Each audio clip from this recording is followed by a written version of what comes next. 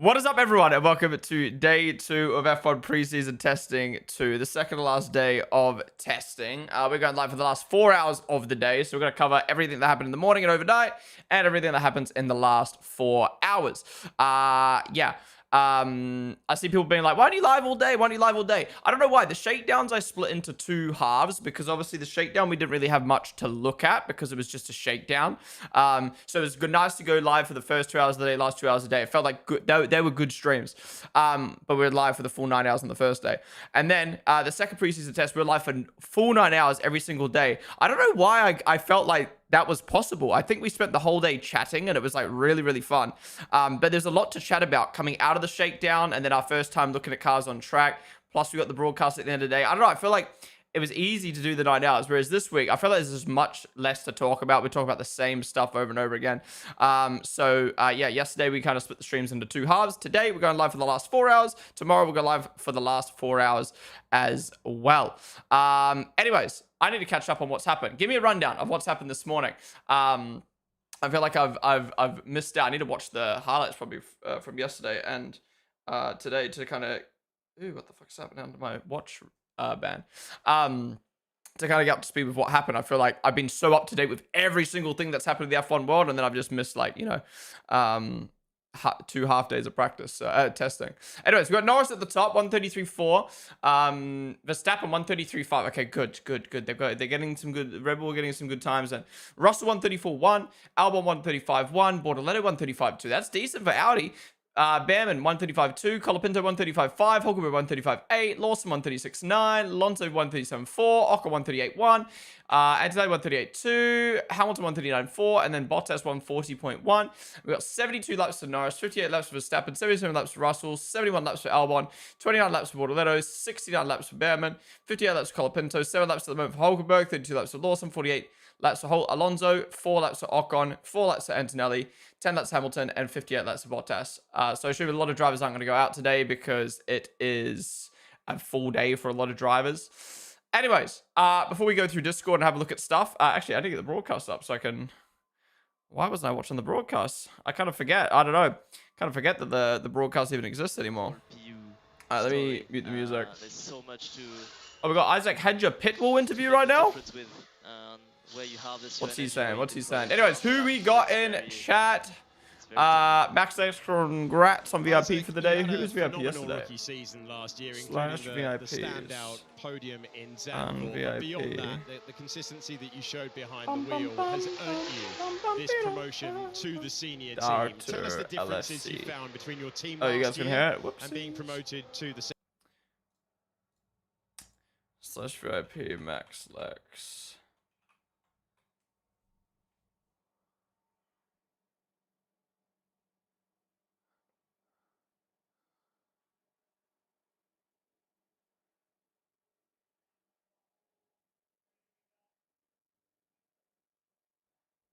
Hey, why is he low-key talking shit about Red Bull right now?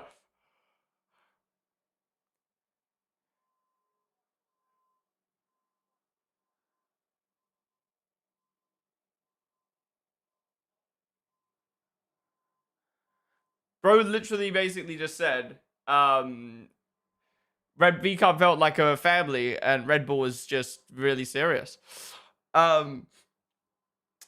Yeah.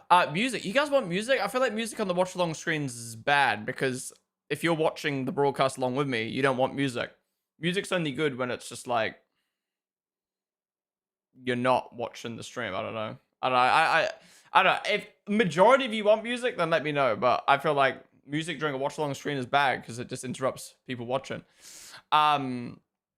Jordan Mother Gab, what's up, dude? What's up, Papaya, Frey Wu? I saw you guys chilling in the chat before the stream started. What's up, Ant, Ryan the Lego? Guess who's 4 hours late? I'm not 4 hours late. This is the time I set for, all right? Dudley Llama time. Where is Dudley Llama gone, man? He vanished. He vanished. What's up, Last Binger? How's it going? How's it going? At least it's not 4 centuries late. True. Yeah, he did say he was tired from early morning streaming. Music cannot calm us down. Railwing So Cree. What's up, Dunx 6X? Yes, we're going to talk about the Ferrari Railwing soon because I don't really understand it. I don't really understand how that's good. But yeah, everyone's fucking talking about it at the moment. Am I wrong in saying Alpine have some sort of 360-degree rear wing? No, so there's flaps from the bottom. Sorry, pivots from the bottom. Different to how DRS worked. Yeah, the afternoon session usually has more with times and stuff. Yeah. Someone exploded. Okay, bro. What's up, Ando? What's up, Smack? How's it going, dude? All I've seen is Toto have a joke in the press denying the few allegations in a joking like way, and also Fry's new upside down wing and active error. Okay, what's up, Beatstar? Hello, mate. Just got some snacks. Tell me about the F1 world, my favorite stream. We'll get into it shortly. Scrolling through Discord and looking at everything. By the way, why do you start Twitch at a different time compared to YouTube and TikTok? TikTok does not like starting soon screens because it's music and you're not there. Basically, TikTok do not want you to stream unless you're on camera. Like, if you stream anything not on camera, like, you have to be a person on camera. Otherwise, TikTok streaming just doesn't work. And YouTube, again, retention rate. There's no point going live with a starting screen. Whereas Twitch, it's more like to build it on up and stuff like that. And I mean, most of the time I'm live on Twitch before I go live on those platforms anyway, but because it's been testing and watch alongs and stuff like that, we go straight into it. But like take a normal Grand Prix weekend, for instance, right? So let's take OzGP, right? 30 minutes before practice, I'll go live on Twitch, and then I'll go live on YouTube and TikTok once the session starts. Ponden didn't stream on the morning. Fry new rear wing. Mercedes flexing their run plan, doing a lot of types of pit stops and penalty. Esteban is finally doing some running. Hell yeah. What's up, Issa? Welcome to the stream. Maybe play at a lower volume. It's usually at a low volume, right? Low music. Okay, no music. I don't mind it really. 4 hours late. No music. I have my shady illegal sign on the side. We should celebrate the Ferrari innovation. Yeah, Ferrari's popping off. The exhaust rear wing. The exhaust on like diffuser thing by the wing by the exhaust, and then the rear wing thing. They kind of pop it off. Ferrari apparently gained 6 to 9 kilometers down the straight. That's insane. It's low-key getting very awkward with Hadja. What do you mean by awkward? Talking point is the floor heights. Twitch is the main platform. Yeah, that too. Bro, Herder is fast in F2. Keep in mind, it's a whole different than Firestones and IndyCar. Wait, how's he doing? Has he been top in the timing sheets in F2? If so, that's really good. Ethan Watson, what is up, dude? Thank you for the follow. Why is Hamilton not out there yet? Is there still an issue?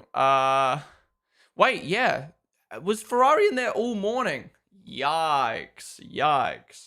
They turn it upside down so it creates lift instead of downforce. Oh. Interesting. What's happening to Liam here?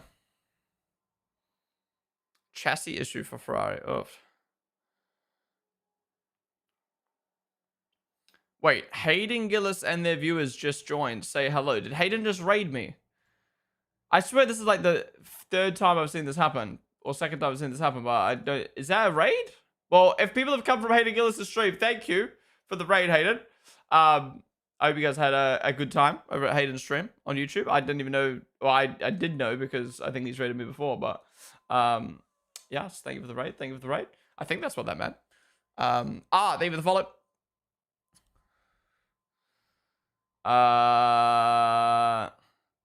If the guy is late, he's late. So what? Thank you, Exo Snipes. Thank you.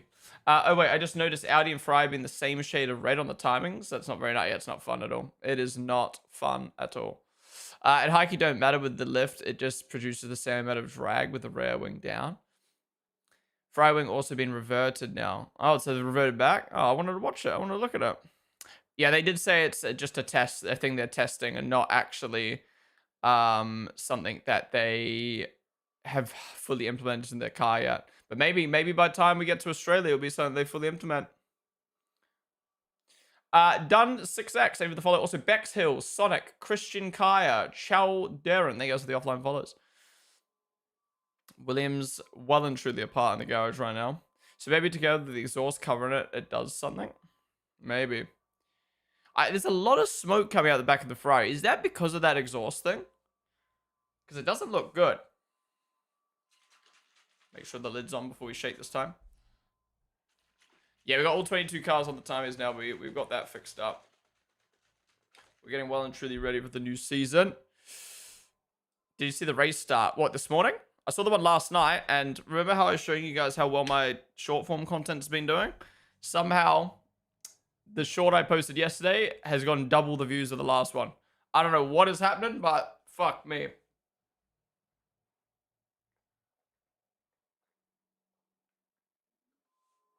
Let's hope they do another. Ugh. That's fucking grim. I ran out of milk, so I had to fucking use water.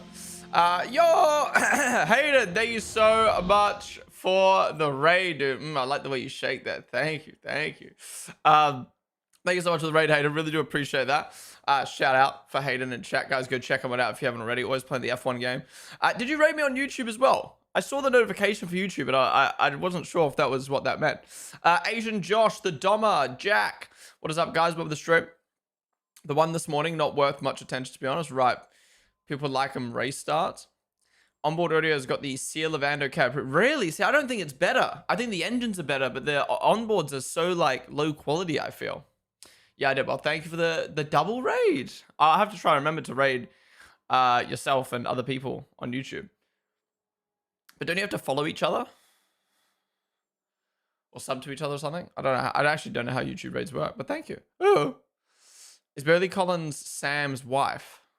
I don't think they're together. Maybe they are, but I don't think they are, no. Birdie reporting from the Lawson balcony. Yeah, Liam's been up there a fair bit. It does sound a little low quality, but it's a lot more raw, I guess. Yeah. I think it's the same audio, but it's just the engines are louder. Like they kind of like fuck the mic sometimes. It's easier to find channels you want to raid if you're subscribed to them. Right, okay. You think Franco Colapinto will be a World Drivers' champion? I mean, I won't be disappointed with that. Someone new, someone different, someone young, but very, very unlikely. Okay. Let's get into talking about some stuff. First thing I want to talk about is, am I an idiot? Or is the majority of the F1, is the majority of people commenting on stuff idiots? Because I posted this. So let me show you, right? Shorts. Let me unmute the audio. Tell me if anything happens on track. So I posted first F1 race start 2026, best YouTube short I've ever had. Well, it's like P3 at the moment, and it's only been up for like 2 days. So it's going to end up being my most viewed short, right? And it was me reacting to the race start the other day. We'll mute me because we don't want to hear me. Obviously, Colapinto almost spun into the wall, and then they stalled / miscommunication error, blah, blah, blah. Every single person commented, this looks bad, which it was. It was bad. It was fucking bad, right? Part of me felt bad because, like, you know, I think this got like 2 million views across all 3 platforms, Instagram, TikTok, YouTube. And I'm like, I don't know if F1 would like that. Or like, not, maybe they don't give a fuck. But anyways, I love F1, right? And I never want to shit on F1, but I like to cover the sport. And that was a terrible start, right? But I also don't want people to, casual viewers, to like look at that and then be like, fuck, F1 sucks, I'm not going to watch, right? Because that not only affects the sport, which we love, but, you know, the less people who care about F1, I don't know, whatever. Anyways, yesterday, they had a good race start. And I was like, okay, let me actually post this to show that it's fixed, because they fixed it. Well done, well done, well done. The video is doing even better than the one from the other day. It's fucking insane. I don't know why. It's just, yeah. Anyways, obviously the race start, they tried the new race start procedure. The lights go out. They have more time to rev. They all launched. All 10 cars launched, and they went. The fucking comments. The comments hurt my brain. They look so slow off the line. This looks more like F3. Starts to slow mean I can sleep during the race weekend. Why are they slow? They turned the F1 into a turtle race. They look very slow. Just look how slow they are. Slow, slow, slow, slow, slow, slow, slow, slow. It's fucking testing! It's fucking testing! Am I stupid? Am I stupid? Or is this testing? The reason I asked am I stupid is because I complained about this in my friend group chat. And one of my friends was like, well, clearly they're practicing the launch at full speeds. And I'm like, no, you doofus. When you start in an F1 game, right? Well, just when you start an F1 car, right? This is my understanding. So tell me if I'm wrong, right? But if you start an F1 car, you engage the clutch or in neutral, whatever. You're sitting in neutral, right? You rev. You rev to where you need to rev up to, right? Well, I don't know what that is in the new cars, but let's say in the F1 game, you rev to like half, right? And then lights go out. Shift up to 1, shift up to 2, and you slowly get on the throttle, right? In an actual race, they'll go 2, 3, 4, 5, and they'll keep flooring it, right? In testing, they're launching, and they're probably going up to maybe second or third gear. They're just slowly coming off. All they're trying to test is that their car launches at max revs, right? Is they launch at max revs. And my friend's trying to tell me, no, they need to go full speed to test the launch. No, am I dumb? No, they don't. No, they don't. You do not. All you need to do is make sure the revs are maxed, but you don't need to go fucking speeding down the straight to test the launch. All you need to do is test the launch. And so I'm like, are these people dumb? Like, this is clearly testing. In the video, I say this is a practice start, the second practice start of the year, new procedure. Like, I made it fucking clear without actually saying a 30-second explanation of what's happening. I made it fucking clear that this is testing, this is a practice start, and they're trying a new procedure. And every comment on TikTok, everywhere, is, this is so slow, this looks so slow, this looks so slow.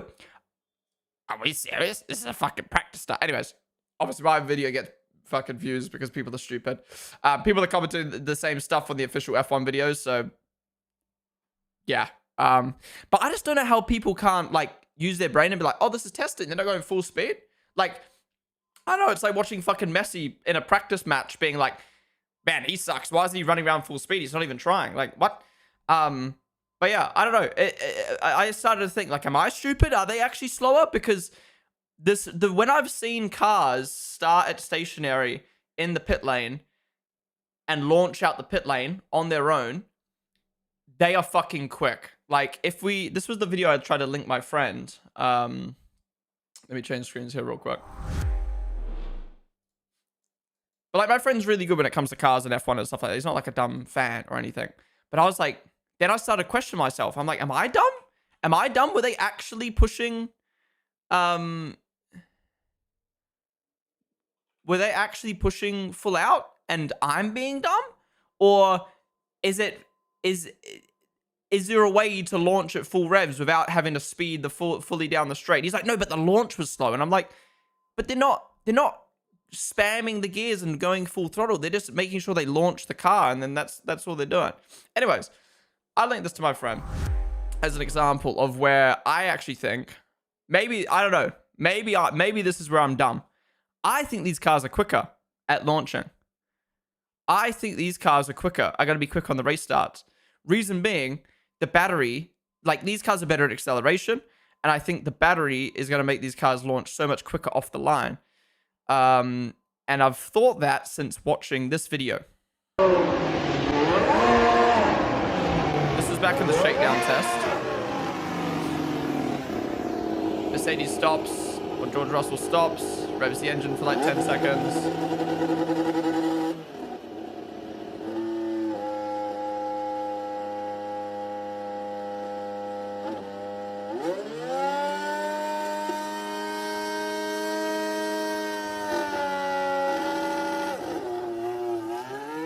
To me, that looks quicker.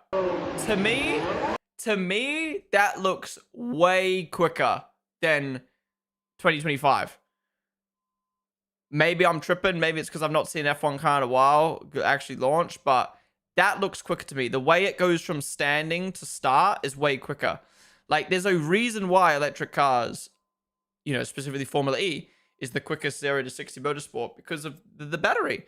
And yeah, I just don't know how people don't understand that this is a test. Like, I don't know. I feel like if you've played the F1 game, you know that you can still launch the car and start your car without having a full fucking... You can just go half throttle and still launch the car. Anyways, that surprised me. Literally every content... I'm not even joking. I'd say 90% of the comments are complaining. It's... F1 is done. These cars sound like mosquitoes. These cars look so slow. Even the one that hurts my brain the most. These cars are so small. These cars are too small. They look like F3 cars. First, the cars are too big, and you guys are complaining that every track sucks. Now the cars are too small. What the fuck do you want? What the fuck do you want? I swear, man. I swear. It's fixed. That looked awful and really slow. Shouldn't the lights on the car indicate who jumped first? Huh? Oh, people even complain about the hazard lights. Even people being like, the hazard lights look dumb. I think they look sick.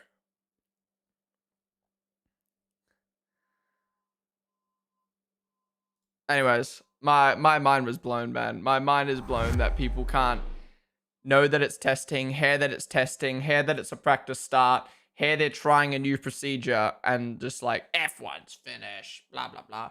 Shut up. Shut up. Reduction. Rage baited by kids. Yeah, rage baited by people who don't even watch F1 probably. But that's what I mean. When I was reading all these comments, I was like, this is just idiots. This is just idiots. And then when I put in my friend's group chat, I was like, wait, he's saying the same thing? Like, what? Am I dumb? Am I dumb? Anyways, let me read what you guys are saying about this, because now I'm curious.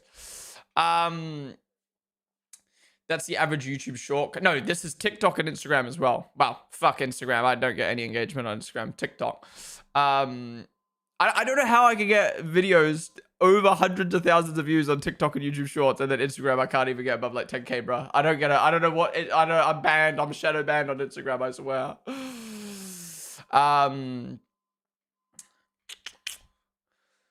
It's more of an FIA problem. What the fuck is Toto saying? Wait, link that in Discord. We'll have a look at that soon. I mean, you show it how it is. That's the average YouTube short comments. Average YouTube short comments. Don't quit your day job. Definitely not. No Crofty. Why are you surprised? Dead internet theory. I saw the same on testing videos on TikTok, and they're still slow though. I mean, if you are a casual fan and you see a video that is a race start, they probably don't know that it's testing. They outpush that. True. Maybe don't. Yeah. I guess if you're that out of the F1 world and you think that's an actual race, but there's no one commenting. There was maybe like 3 comments. I read like almost every comment on my videos. I think there's only like 3 comments on the TikTok that was like, I didn't know this was the first race. So I think like you can tell by the video, but yeah. Don't trust YouTube comments. You can see the difference in the start they done earlier today. Ain't no one going full beans, just testing. Exactly. How's it going, Nestlean?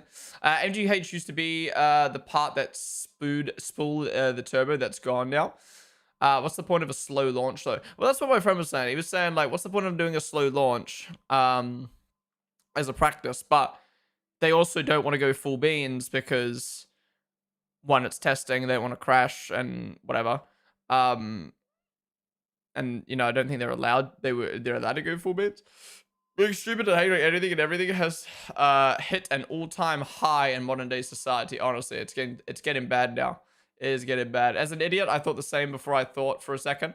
I wonder if they know it's testing. Might be a lot of new people. Maybe. Lack of well knowledge, that is all. There'll be a wall spin as the turbo kicks off much later.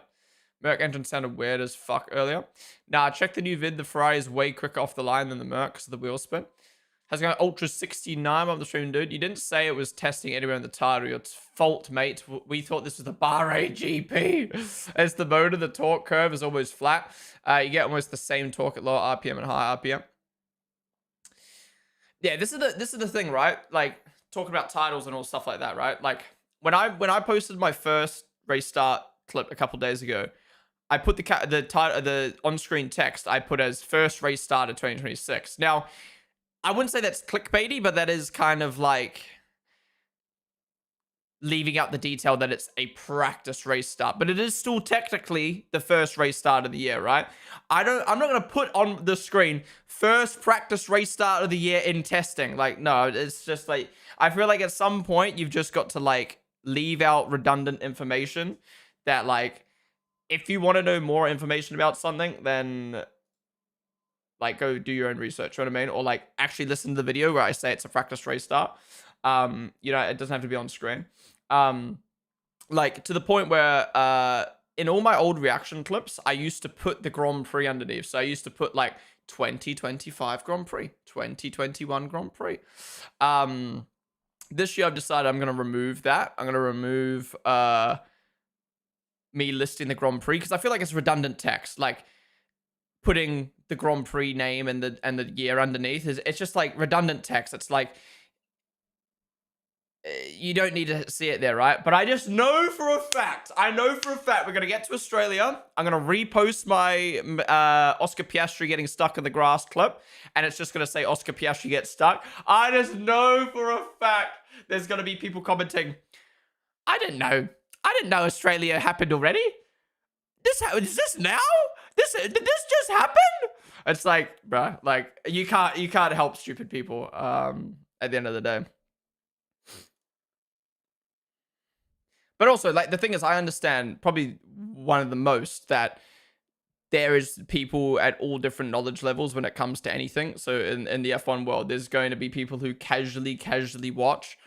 And like, I understand that. And I feel like I've always been a creator who like maybe goes the extra lengths to not clickbait, not exaggerate, not like, you know, put that extra text on screen just to make sure I'm not tricking anyone. Because the last thing I want is people be like, oh, that was clickbait or blah, blah, blah.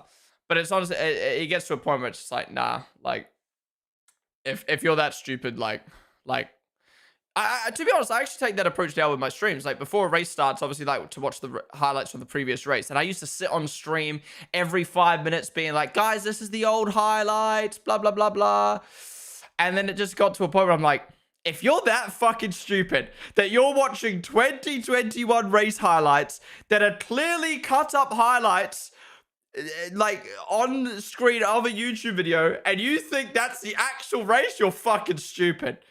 And you know what I mean? It just gets to a point where it's like, I shouldn't have to help you being stupid. I feel like it's definitely the line. I definitely do think there's creators who like purposely purposely exaggerate, purposely clickbait for clicks, and like, you know, you do you. I get it fucking works, but I don't know. I feel like it gets to a point where you just gotta stop fucking babying people, and they just gotta, like, I don't know, turn their brain on. So yeah, I probably maybe could have put like, this is a test race start, guys. This is a practice race start on screen. They're not going full speed, guys. But like, at what point do you just have to use your brain and be like, oh, this is testing. They're probably not going full speed. I swear people just complaining and crying and whining about everything nowadays, yeah, honestly. If they're complaining about the car being small, they're not an F1 fan. They're the guys that just watches race highlights. Probably. Negative comments from Max really cause a lot of hate for F1. I will say, like, look, as much as I respect Max having an opinion, and I, to be honest, agree probably with what Max is saying for the most part. Yeah, it definitely feels like since Max made those comments, which was what, day 2 of testing last week, all I've seen is negativity since then. I didn't see any negativity about the regs. All I saw was these cars sound good, they look good, blah, blah, blah, blah. Ever since Max made that comment about Formula E, boom. Everyone's come out the works. They don't want to crash in case the car in front stalls again. They just want to complain a lot, mate. Yeah. How's it going? Ho, ho, ho. Alonso Team Radio this season is going to be good. Oh, he's going to be crashing out way too much. People on TikTok don't have time to follow from sentences. Yeah, true. Not gonna lie, this has been the least hyped season for me since I started watching since mid-21. What? Is Best 2 the only one? Is Best 2 the only one? Or is everyone else feeling no hype this season? That was a genuine reaction, by the way. You're telling me you're not hyped about this season at all.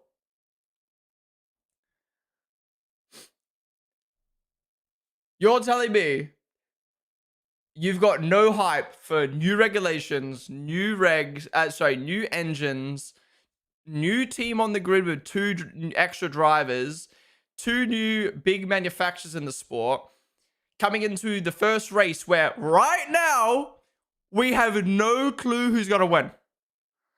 Like, I don't even want to see anyone in chat being like, Russell's going to win. Or if Russell wins, being like, see, I knew Russell was going to win. No, you fucking didn't. Shut up. Maybe 2 parts of the test off the launch, engine versus engine battery. Ferrari active aero back to normal. Yeah, they said it was just a test that they were doing. Your thoughts on the Ferrari rotating wing? We haven't got to that just yet. I haven't looked at it just yet. There's so much uncertainty. How are people not hyped? I'm hyped as fuck, mate. What are you on about? Russell's going to win. Battery management. I feel like with the drivers feeling hesitant, it kind of feels off for the viewers. No, I get that. Don't get me wrong. I definitely can understand why maybe there's a bit of... What's the word? I don't know what the word is. Like cautious optimism. Is that the word? Like you're excited for the first race, but you're like, these cars do kind of feel like they're going to be anti-racing. But look, long term / medium term, this could be bad for Formula One in the sense of the racing becomes too gimmicky. It becomes a bit of a clown show, whatever. But at least short term, I'm going to say at least the first half of this season, the first 12 races, are going to be thoroughly entertaining. Unless one team dominates, which I don't think is going to happen, the first 12 races at the very least are going to be so entertaining because we're going to be learning how the systems work. There's going to be reliability problems. There's going to be racing that we've probably never seen before in Formula One. Potentially, and hopefully, we're going to see new podium sitters, new race winners. You know, if Mercedes are good, Kimi Antonelli is going to be getting podiums and wins, which is going to be good to see. If Red Bull are good, we're going to see Hadja hopefully get in doing that. We're going to see midfield teams. Like, this season is going to be exciting. After that 12 race mark, maybe a team pulls away. Maybe the championship becomes easy. Maybe these regs get kind of stale in the sense of like, oh, well, he's just going to overtake down the straight. But at least those first 12 races, let's say at least the first 8 races, are going to be so exciting because we're all going to be learning. And like, don't be wrong, there are going to be absolute idiots after the first race where if the first race is an absolute banger, 10 out of 10, S-tier race, you're going to have idiots being like, this is the best regulations ever. Oh my God, it's so entertaining to watch. Even if the drivers fucking hate driving the cars and realistically the racing is like terrible. If it's just entertaining, people are just going to be like, I love this. And then if it's bad, people are also going to shit on it and be like, this is bad. No one's, you know, it's, oh, fuck me. I hope Australia's good. And good for more than just entertainment reasons. I hope the racing is actually fucking good. Because, yeah, that will set up the season really, really nice. Because I remember back to 2022 where we had a banger race in Bahrain. We had a banger race in Saudi. And then by the 4th, 5th, 6th race, it was so fucking stale. Like, we got halfway through the season and, like, everyone had already gone bored. But I also feel like that was a different era of Formula One where we had a lot of Drive to Survive fans, a lot of COVID fans, a lot of 2021 fans. And they got bored really quickly. Whereas like now F1 fans are more committed to the sport. Like, you know, I think there's a massive fan base who like, you know, enjoyed the 2022 and 2023 seasons, have seen 24 and 25 and how good those seasons can be. And like kind of watch week in, week out. Yeah, it's going to be good. I'm so ready to post that immediately with the clip drops. I'm not GB. Of course you'll be. Of course you'll do it. Maddie, they have the follow. Yes, and they all changed deliveries back to last year. Yep, exactly. Hi, Champ. What are we talking about? I was just crashing out how stupid people are. Just be sarcastic with them. It's the best way. Yeah, true. Hey, man, don't call me stupid because I thought Kubica and Alfa Romeo spawned back in F1 after watching Monza 21 highlights. It's one of those things, right? I think that's what's hard as a content creator is to find that ground of like, and like, this is where I criticize Crofty a lot, but I also respect a lot about Crofty is like, it must be hard to be a commentator where you have to commentate where an experienced F1 fan of 20 plus years needs to enjoy a commentary, but you also need to cater to the fan who's watching for the very first time. And if you act dumb on the broadcast and ask stupid questions and explain stupid stuff, the experienced fans are going to roast you. And if you are talking real technical and stuff, you're going to lose the new fans. And, you know, I feel that as a content creator where like, I want to post a clip and I just want the clip to be as engagement, as best as possible for engagement, which is showing the moment, solely the moment. People know what the clip's about and they just watch the clip, right? But at the same time, I don't want to mislead people and give the wrong information and have people be like, oh, that's clickbait, or like, that doesn't give enough information, or I don't know what's happening, or whatever it may be. And it's hard to find that middle ground. And I'm kind of like, I don't know. I think I've found a middle ground now, which is just like, you know, leave the stuff that's needed in. Don't clickbait people. Don't exaggerate. But like, you don't need to fucking explain every single little thing. Like, I don't know. If you want to learn something or like, yeah, then go do your own research, find another video. I don't know. But it's hard to find that middle ground for sure. I haven't seen a single bit of test or anything. So in short, which teams look the best? Maybe top 3. It's the same top 4. The big 4 are the big 4. Generally do not know what order yet. Some people are saying Ferrari, some people are saying Red Bull, some people are saying Merc and McLaren. It's really hard to tell. People don't analyze when their drivers say something. They just follow blindly. There's so much uncertainty. How are people not hyped? No, this is more hyped than at least 24. Honestly, I think it's an issue with people trying to LARP as experts and know-it-alls and thus hate on everything to act as if they are holding an angle that no one else understands because they're not as knowledgeable. That was very articulate, but I completely agree. The betting odds now have Kimi as more likely to win the first GP over Piastri. Really? That's weird. all those bottle experts are going to make qualifying exciting. I've not been a fan of these regs since F1 put out the vid explaining them, to be honest. And oftentimes when there's a big reg change, 2019 and 2022, one team comes out and dominates for the most part. But it's still extremely exciting going into the into the season at the moment, since you really don't know who's going to be the best. Exactly. As long as the team doesn't dominate. At the end of the day, right? You got two ways these regs go. The regs are really good. The regs are really good. The racing's really, really good. But there is going to be a team that is a favorite and dominates, or not dominates, but like easily wins the championship and the races. Or, on the other corner of things, you have terrible racing, but it's fucking unpredictable. Did you see Jarno played in the open sessions we did the other day at Ponden? He posted a video on it today along. Yes. Chris sent me that. I was shook. We're going to watch it on stream later today. Apparently, Jarno Opmeer. Basically, guys, Jarno Opmeer was secretly... Oh! Another Aston Martin breakdown!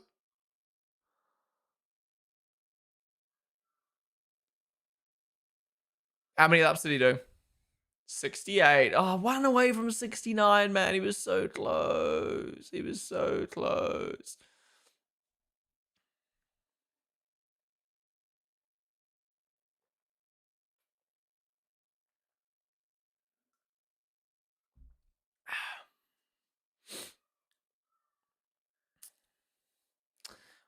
Wow.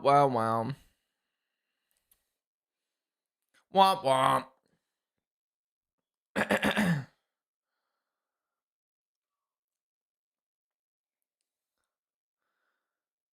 L. Big L. Big L for Aston, man. Just hang it up at this point. Hang it up.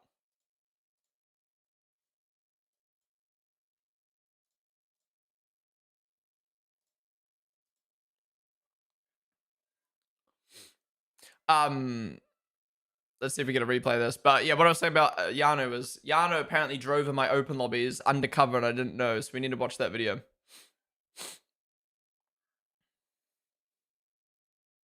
Was it already broken or did he just completely miss turn 1 there?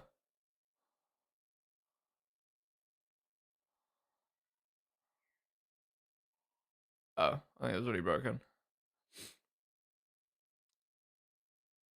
Ooh, that's gearbox, right? You can hear it kind of like rattling about. Whoa!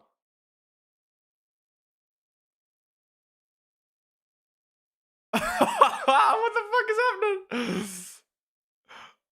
What? Someone explain what just happened there. It cut out, but then it just revved fully. It was stuck in 6th gear. But then why did it rev like that? Oh, that's a meme, isn't it? That's going to be a meme. Bro is depressed.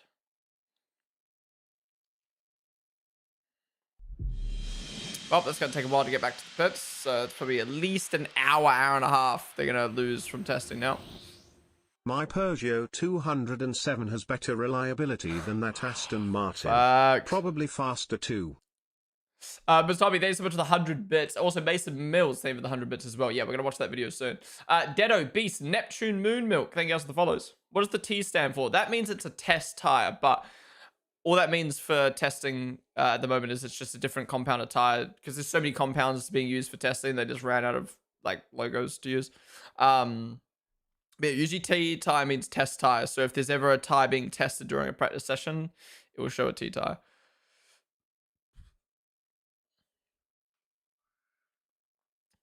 What's up, Gabrielle? So I'm just catching up on chat because I've been yapping away. Did you see Jarno play? Oh, I read that. Whatever your opinions of Crofty may be, we can all agree that he can make a race entertaining as shit. Oh, no, 100%. Like, that's the thing. Crofty isn't a commentator for me, but my dad loves listening to him. I know a lot of people who love listening to Crofty.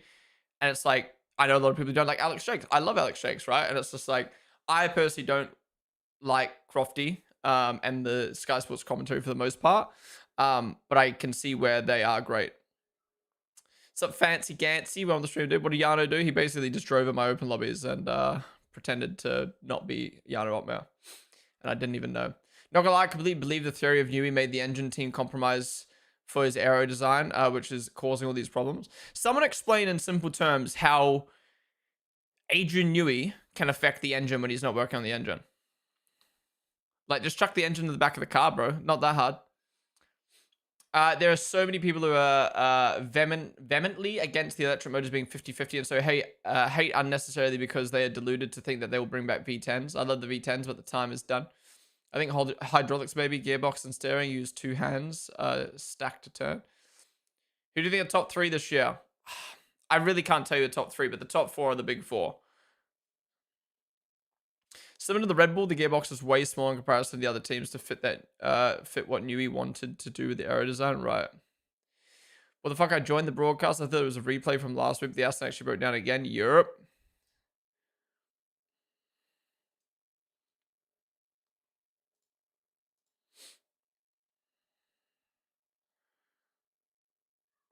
Let me shut my window while they sort this out.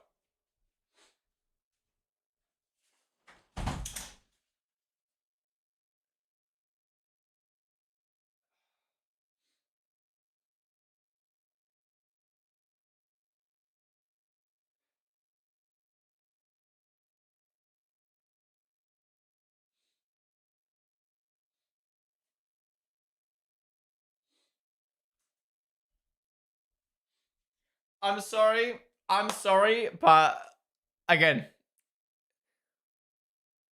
I'm happy to be wrong, and I hate to criticize Honda because of what they achieved for Red Bull, but I hate this whole, but Honda won 4 championships with Red Bull in a frozen engine era. Fucking Alpine's engine, the Renault engine, was the worst engine, and it was only like 10% worse. Probably not even 10% worse than the best engine. All the engines basically became the same. If you put the this is basically what I'm trying to say, right? If you put the Renault engine in the back of the Red Bull, I still think it wins 22, 23, 24, 25. So then claiming, oh, but Honda won 4 engine. Renault could have done that. Maybe that's a hot take, and I'm not like disregarding Honda and what they achieved for Red Bull in those 4 years, because they obviously did amazing. But like sitting here and claiming it's so weird that they're not good anymore when they were shit in 2018, shit in 2019, and then only just started popping off when the engine freeze came about. Like, I don't know. I don't even know why that's a conversation.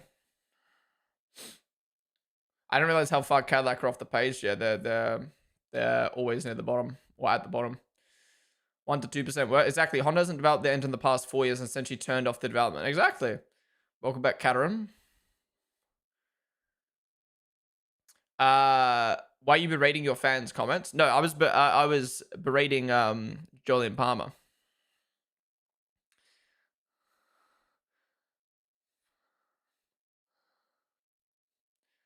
But Jolyon was more just like, Jolyon was basically saying, like, it took Honda this amount of time to get good before they produced a good engine for Red Bull. It's going to take Honda X amount of time for them to produce a good engine for Aston Martin. But I don't think Honda really did much. I think the engine's just froze, and yeah. Bro, the AMR has the MP4-20 feel behind it. Well, this is going to take a while. This is a electrical issue, so they got to make sure that the car is safe to touch. We need a Mustang GTD safety car, then that would be beautiful. What safety car is being used? Was that a Ford I just saw? I wasn't really paying attention. Mason Mills, thanks so much for 100 bits, dude. Okay, time for a non-F1 kind of F1 conversation. I'm going to finally get emotes, guys. I'm going to finally get emotes.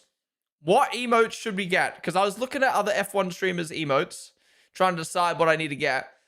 And I ain't going to lie, man. Like, I don't know what to do. The only one I want to get is a Pornhub logo, but I think I'll get banned if I do that. Okay, the main emote I want to get is a Ponden logo. So every time I go poo, you guys can just spam the poo logo, the poo emote.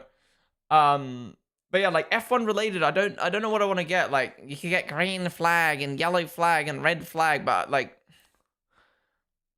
I could just do like funny pictures of drivers. I don't know.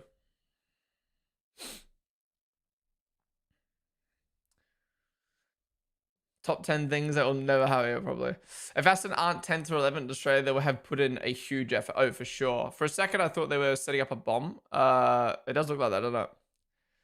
I heard someone say when Honda announced they would be leaving F1, they lost a lot of their personnel and then they changed their mind and had to hire new people. Yeah, well, Red Bull took half the staff and the other half went with Honda to Aston. How's it going, Milenix? Binny, hello, hello. I don't, on the string, guys. Excuse me. I'm one of those new fans. I watched the first Saudi GP in 2021. You are not new. You are not new. If you're a 2021 fan, you're not new. If you've been watching since. And got hooked to the drama of MV and LH. So I watched the final races and then watched the full season after. Since then, I got really hooked to the sport, and now it's one of the favorite sports, even when Red Bull dominated. I feel the new regulations are going to change the view of the sport to be better. They just need a little time to tune it, and that's why they're doing that much in testing. I don't think you're a new fan, Lowy. I think you need to give yourself credit. You've been watching for you're coming into your 6th season now. You're definitely not a new fan. I think you're a new fan. Like, I think you're a new fan if you've been watching within. Honestly, it depends how much you watch F1. I don't even think how long. It's how much you watch, because I've got friends who have been watching F1 for 20 years, right? But they only watch Formula 1 now, qualifying in the race. They only watch the replays, you know what I mean? Like they don't, like, they watch F1. They love F1. They've been watching it for 20 years. They're not a new fan.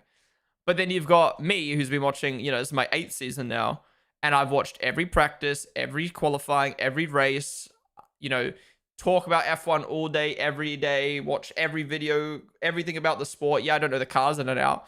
Been to Grand Prix, etc. So who's the more experienced fan? The person who's been watching for 8 years, or the one who's been watching for 15 years but has been watching less? You know what I mean? So I don't even feel like your experience with F1 comes down to how much you've been watching, how long you've been watching. It's how much you watch. Because you could be watching since 2021, but you only watch the races. You could be watching since 2024, but you've watched every single session and obsessed over the sport. So, yeah, I think 2021, you're definitely not a new fan. Wait, so that was a Mustang? I thought it was a Ford. Gritty? Okay, gritty emote sounds good.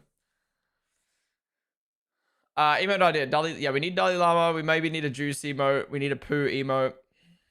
New emotes confirmed. F1 2021. Thoughts on MotoGP leaving Phillip Island? Yeah, that's bad. Phillip Island, one of the best MotoGP tracks, one of the best tracks in the world, in my opinion, and then removing it. But then again, this is the thing. People are blaming MotoGP when it's the Victorian government, Australian government, don't want to have don't want to spend the money on the MotoGP anymore. Like, yeah, I guess you could argue MotoGP could give them a discount / you know, whatever. But, like, this is a business at the end of the day. And, like, I feel like there's... if F1 don't want to have MotoGP... Or, sorry, if Victoria don't want to have MotoGP at Phillip Island, then... I don't know. Why are we blaming MotoGP? Wait, what is up, dude? Welcome to the stream. Red flag for the Aston Martin. Only came to F1 from McTooned, but watched it fully in 2021. Wait, you came from McTooned? What the fuck? Wait, was it called McToon or was it McLaren Toon? If you just made up a name, then that's kind of fire. What's up, American F1 fan? Good morning. Thanks for keeping me updated during work on testing. No worries. I mean, we're hardly talking about testing out. We were just fucking yapping away, but...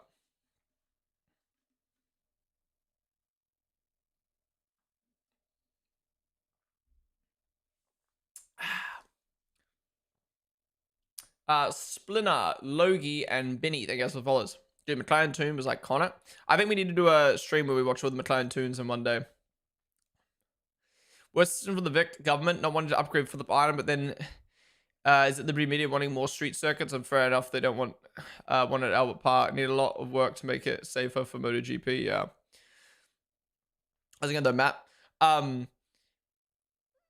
Yeah, it's crazy to me how much money Victoria throw at the Australian Grand Prix, but then obviously don't care about Phillip Island. But look, you can kind of understand. Let's be real. You can kind of understand from a if you're Melbourne, Victoria, right?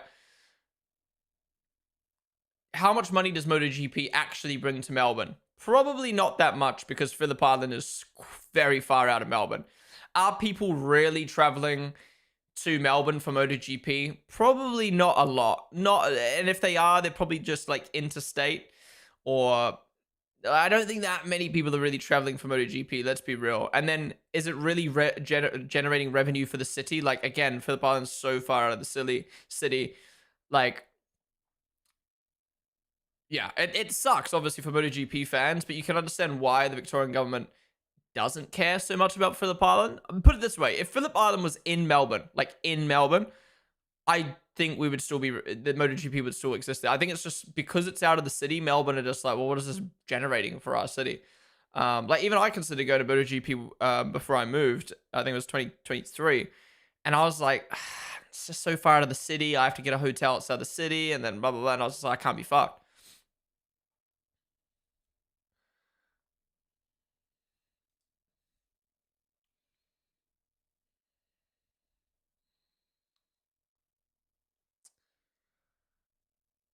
I watched the sport since I was 3, 2006. Stopped after Felipe Massa retired because he was the only Brazilian on the grid at that point. I came back in 2021 and fell in love with the sport as a whole again. Now I'm watching everything since. That's a lot of time away. But it's so good you came back in a good year like 2021. MotoGP got 91,000 attendance last year. These are for the Ironman Tour. Yeah, true. But how many of those people were outside Melbourne though? Aren't the grandstands always filled for the race? I'm not 100% sure, to be honest. I've only been there 3 times. I've been to Sandown and Albert Park way more. We get way more if it's in the city. Definitely agree. Yeah, it's one of those things where it's just like it sucks, but it's like I don't know how much can you blame MotoGP, and like I don't know, I just see a lot of people shitting on MotoGP, and I'm like, but what if it was Victorian government? Well, if they were just like no.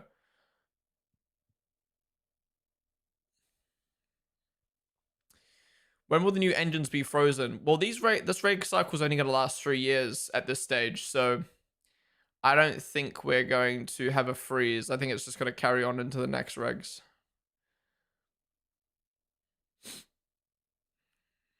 Something made up. All right, car's back out on track. Fuck.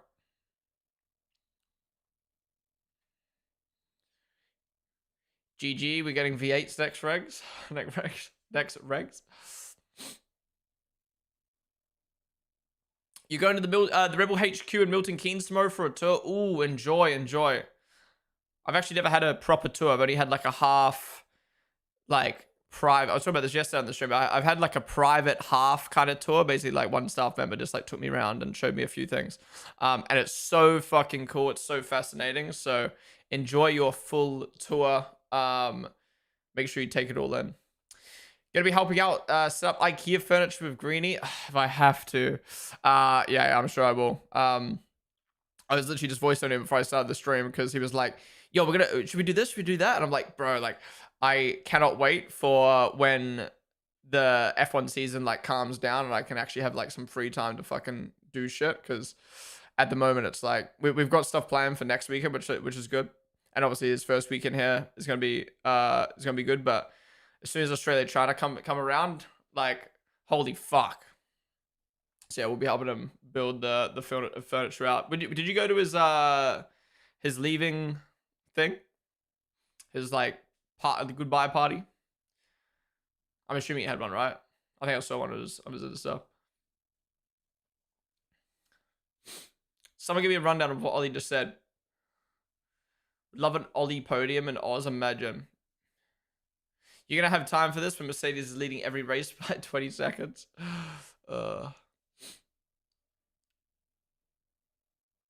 Vic Gov said they did everything MotoGP wanted except agree to move it. Really? I didn't realize one for him where most of the guys came to Mel. Oh, that's sick. Yeah, I messaged him. I was like, how's it feel Oh, wait. Let me read the text.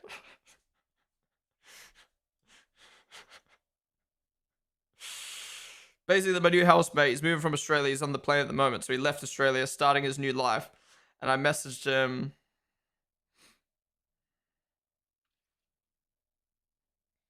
How was it hopping on that plane? And he was like, easy as pissed. I was worried they were gonna take my chef knives off me, but all good. And I was like, no, I meant like, what was it like saying goodbye? The feeling of starting fresh, the unknown.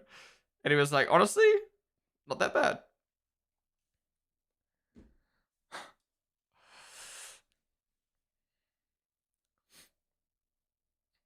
You're gonna wait, I read that already. Haas a top 2 or 3. Joking. But happy looking like a strong contender in the midfield. No, for sure. They're definitely not a back market team anymore, which is good.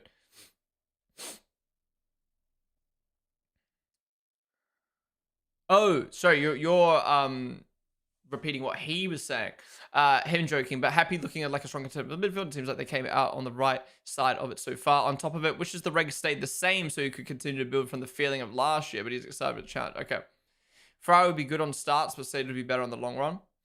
On Instagram, I read Ocon was doing a better long run than Piastri.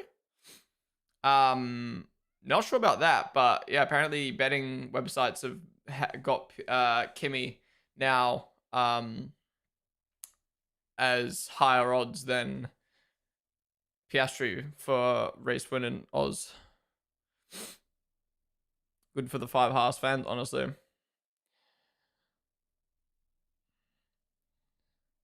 And the Williams is still... Wait, there's no one touching the car. They just give it up for the day? Oh, they just give it up for the day now? My, they've developed... I have to readjust myself for 11 teams. No, yeah. The Haas looks so nice, so I won't mind them being up front. Yeah, true. They definitely look more dominant now with that new livery.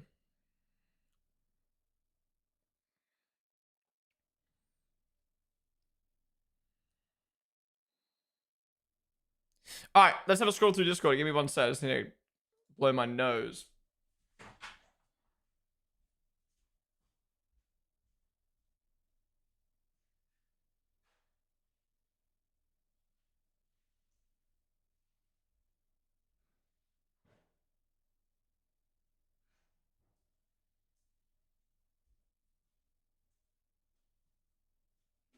Guys, we have got something we'll be unboxing tomorrow on stream. Yo! Why is it fluttering? We've got a package.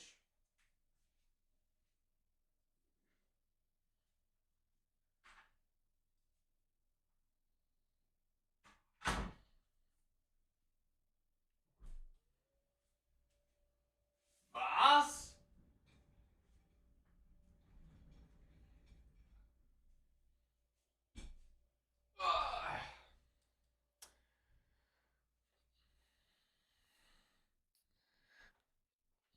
So Harry, Roby, the name of the wallet.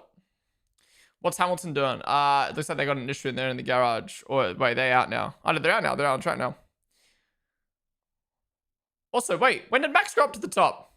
Damn, it's crazy how close McLaren, Mercedes, Red Bull, and Ferrari are in times at the moment. Yes, it's only testing, but like they're all within 2/10 of each other. The new post looks good behind you. Yeah, look, it's way cleaner. The look now. I was comparing it, and like, it's just like now the light being slightly bluer, it just like it all ties in nicely together. He did that pretty early in the afternoon session. Oh damn, too busy yapping. All right, let's put testing on my second monitor, and let's have a scroll through Discord.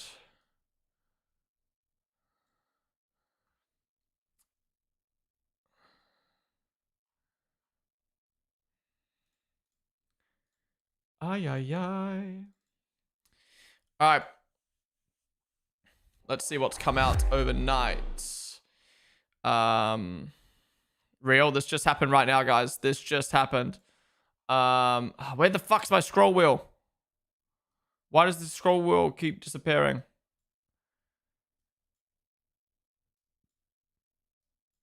go all the way back to yesterday. What did I just see?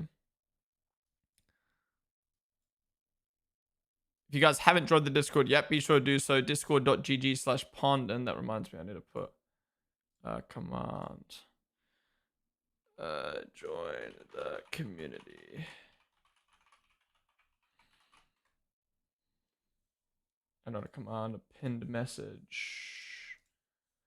Okay, what are we up to? This is 7 a.m. this morning. I lost the fucking scroll wheel again. Are you kidding me? Wait, Max just went even faster?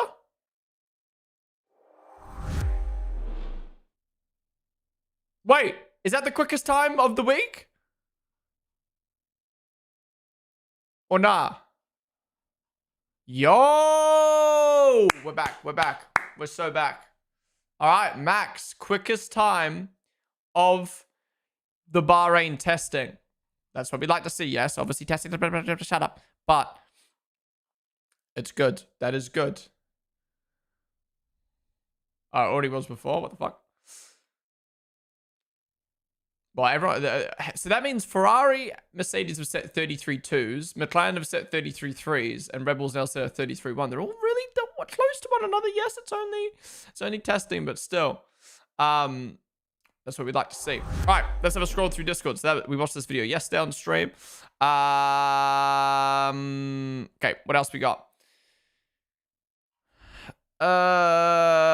Top speeds in Bahrain day 4. Bottas at the top with a 343 km/h. Both Aston Martins at the bottom. Yikes! How are they 20 kilometers slower? Hadji was kind of slow.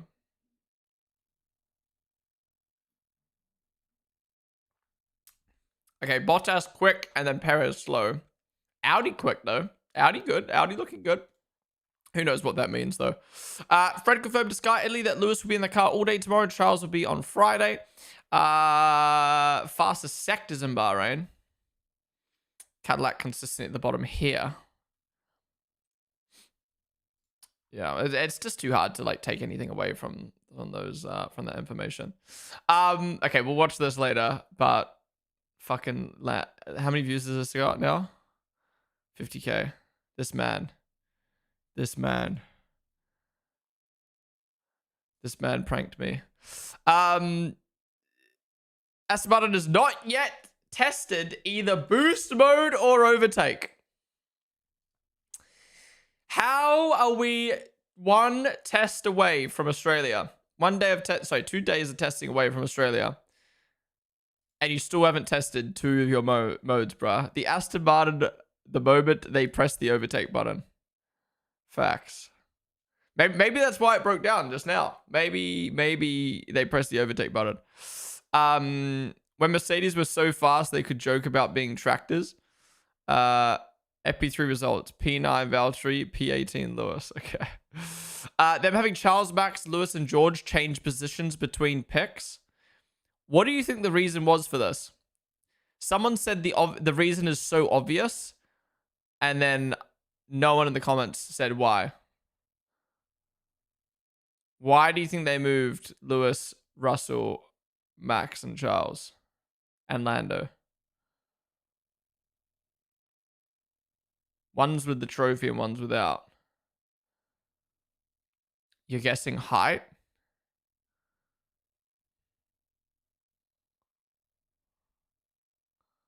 I literally think it's just one's with the trophy, one's without.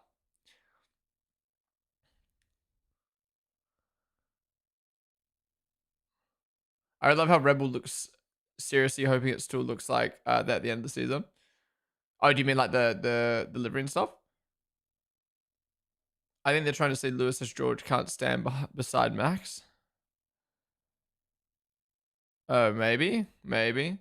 Aero rakes are back in fashion. F1 car of aero rake. F1 car.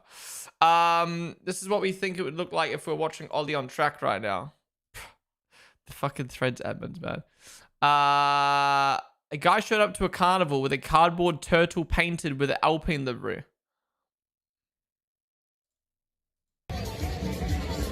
Yo! Alpine turtle? Is that a real turtle?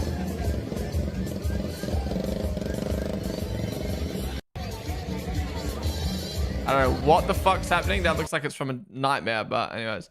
Best podium in F1.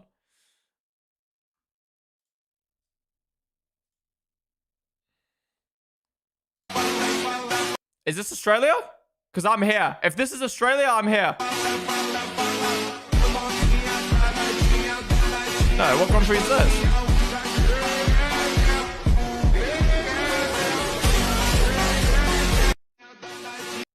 This is Canada. The same podium without Adrian Newey was in Australia. I was right under it. That was goated.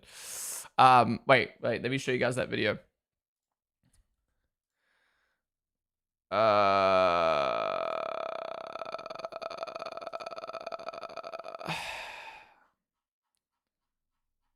2023. No, that's 22. Where's 23? Here. Towards the end. Yeah, that's kind of cool. So basically me and my boss at the time were watching up on Paddock Club. So this was OzGP 2023. Yo, Audi just put a, was that a 130? They just put that in now? 33.9?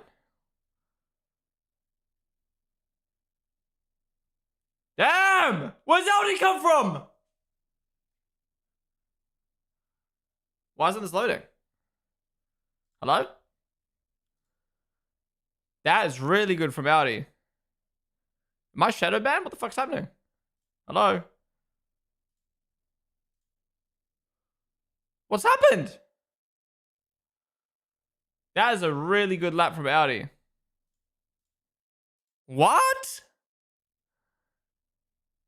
GG.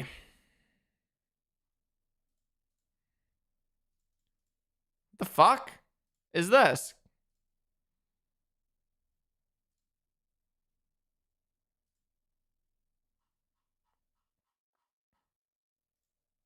Will be out. Shut up. Shut up. Well, that video worked.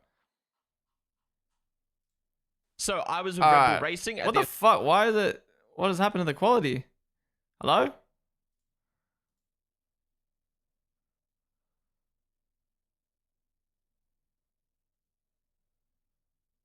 GG. What is happening?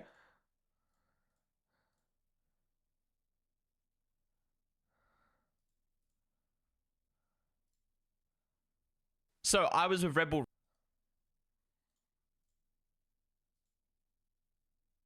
So I was. Okay. Fuck, why did I try 1440p? Why did I push my luck? Why did I push my luck, for fuck's sakes? I thought it was fixed. So I was with Red Bull. That's not 1080p, bro. Alright, here we go. Okay, so watch it on the fucking Paddock Club rooftop. With the red flags and stuff. And then we rush down to try to get to Park Fermo.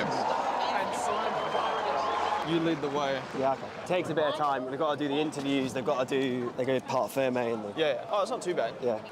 Thank you. Max, Hamilton, Alonso. Can't go in that one, mate. Oh, Yeah. idiot. Your photo. It's How fun. old's your It's photo? insane experience. How old's your photo? My photo? Which one? All kind of doing. One that you on your card. On Oh, your, well old, yeah. Well, no, it's not that old. She's actually when I first started. But I'm a completely different person. Okay, come with me. Turn that off and we're going here. You see, I think you can see GP Where do we walking go behind through? us. You know. We go through this way. Hey, good to meet you. Just gonna go to the This podium was real cool. quick. We ran into Perspective on the way. You know. We go through this Aussie way. YouTuber. Hey, good to meet you. Just gonna go to the podium real quick. It's just, I need to know where we can stand. That's the thing. I want someone from the team to take us, really. Paul went through that way. Did he? Yeah. That's Ferrari's garage. This is where we came through on the wall. We walked through Ferrari's garage to get through. Yeah, no, we're going. Now this will be the most surreal moment. So now we're in pit lane. I know the camera works shoddy, you alright? Bear with me. You have the same issue with Rolex. You have the same issue. Nose hair cam low, yeah. So right here, under one of the most go-to podiums of all time. Alonso, two-time champ. In second place, Lewis Hamilton of Great Britain. Lewis, seven-time. And then Max at the time, only two-time. But still. Listen to the boos. Did you hear the boos?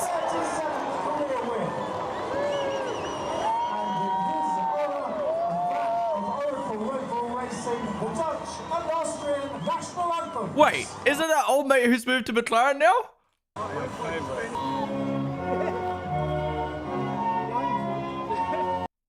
Thanks, YouTube. You're really ruining the vibe right now.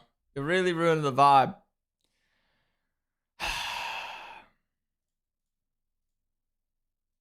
What's happening?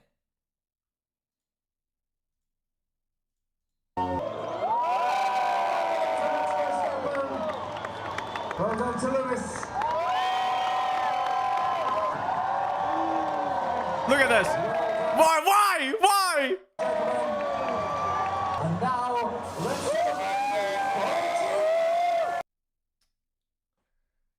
YouTube, man. Sort your shit out.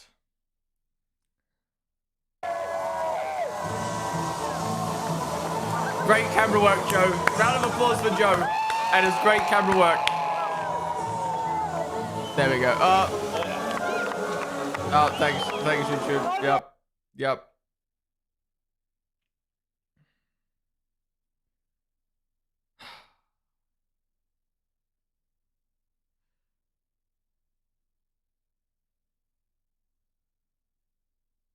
What is happening, bro? Jeffrey Fong, thank you for the follow.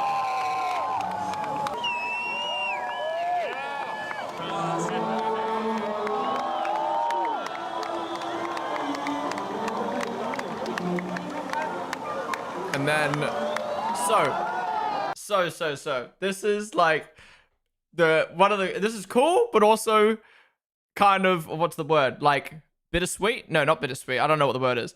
Basically, if you don't know, the Red Bull, whenever they win a race, they do the Red Bull shower. So they get the team photo, they will hold a can of Red Bull. After the photos are done, they all spray each other, right?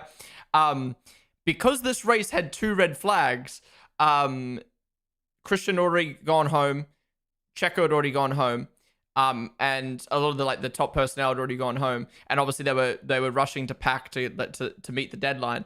So there ended up being no team pick. The one Grand Prix I was at with the team, they won the race, but yeah, so didn't get to still be a part of the Red Bull shower. But Max got like this cool. Like they got him getting all photos in front of the trophies, which meant I got a photo in front of it, which is pretty cool.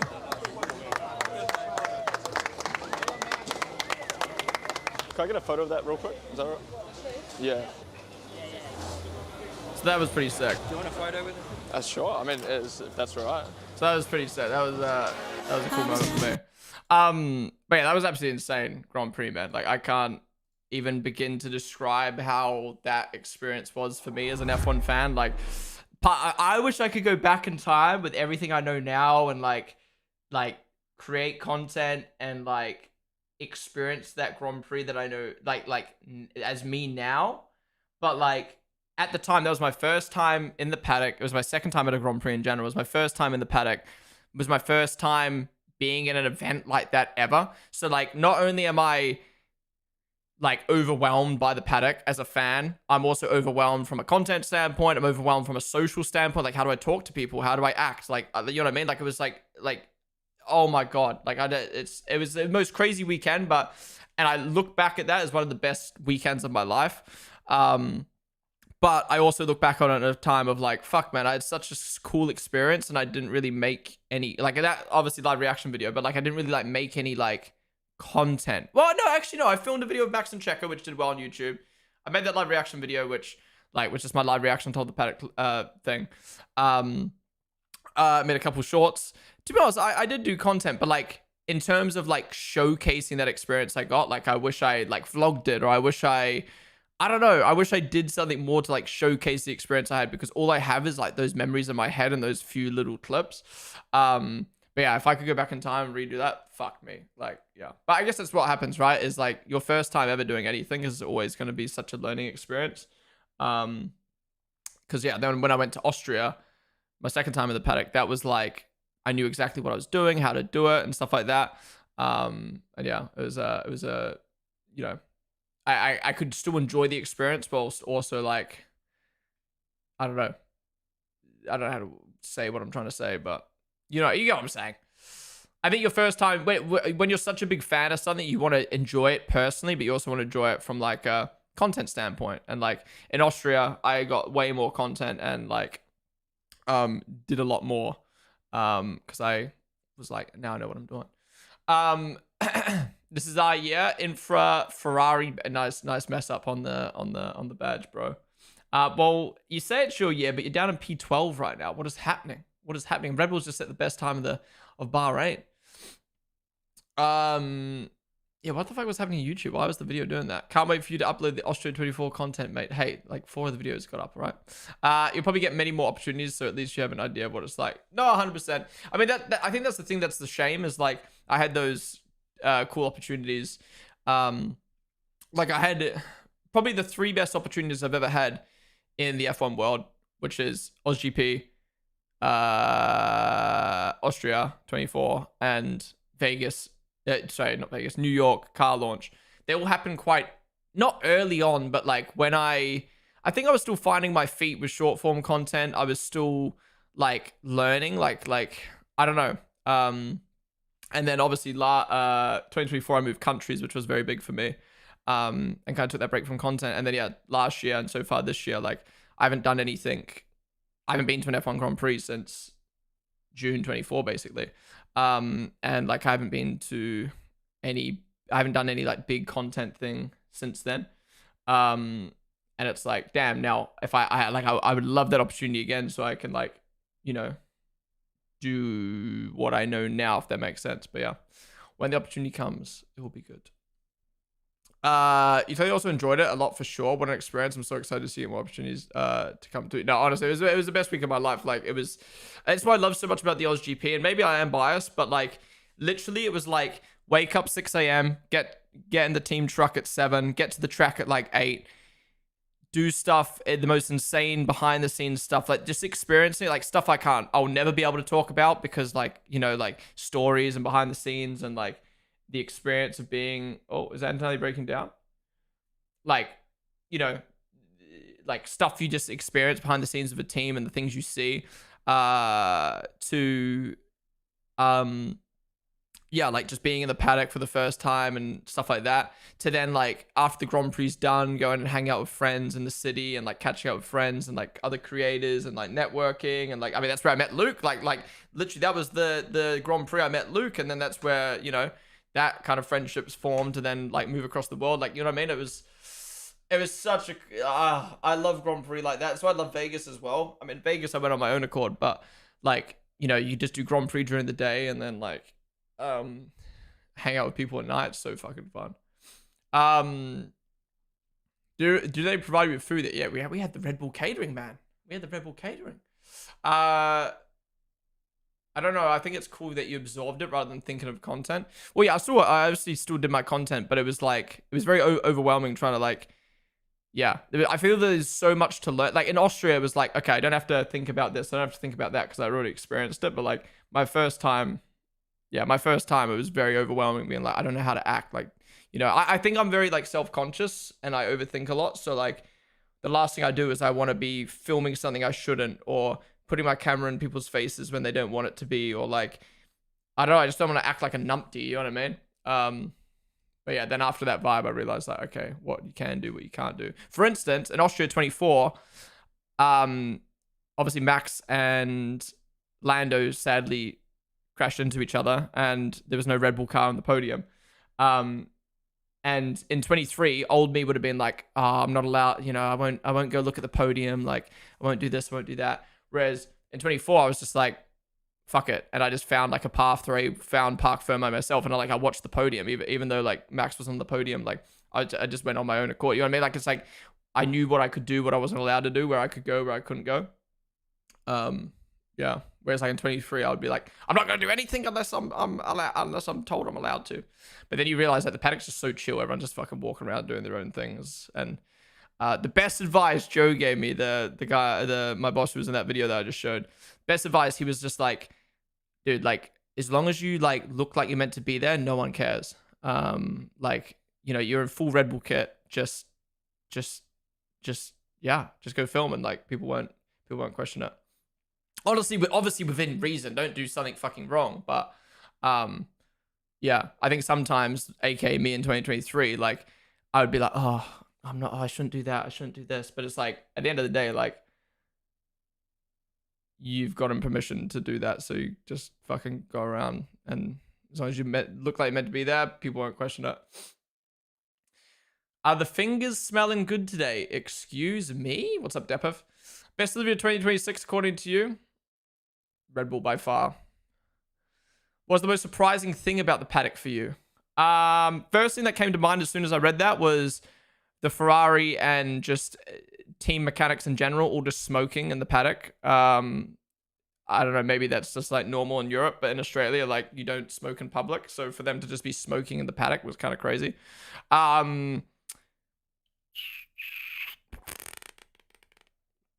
Wait, 32? Damn, Piastri, 32.8. Yo. That looked like a car that was really planted on the limit of maybe understeer there. So what it tells me that McLaren are fairly dialed in with a neutral balance. All right, now they're pushing some laps now. Now they're pushing some laps. Preference and tweaking the setup to get there. Red Bull, let's respond. Maybe could have done with a bit more front end on the way in, because that turn 13 at the top of the hill, there was a first 32 of the test. Came from the Wait, understeer entry, let's so do a little test. let's do a little check here. I'm fairly sure F1 Bahrain. Losing a bit of time in the third and final sector with a wide. If we go to the 2025 season and look at Bahrain practice, I wonder if the way that he had to Bahrain practice 2, so the bit of clipping into the fastest time was a 30.5. As he had the big oversteer on the power. Some of the drivers have been mentioned. So big overstear. we're only 2 seconds off. Oh shit, we're only 2 seconds off. Last year's practice time.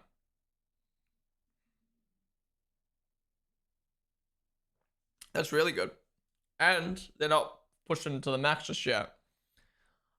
I wonder if we're going to match times by the time we get to here in a few races time. Maybe.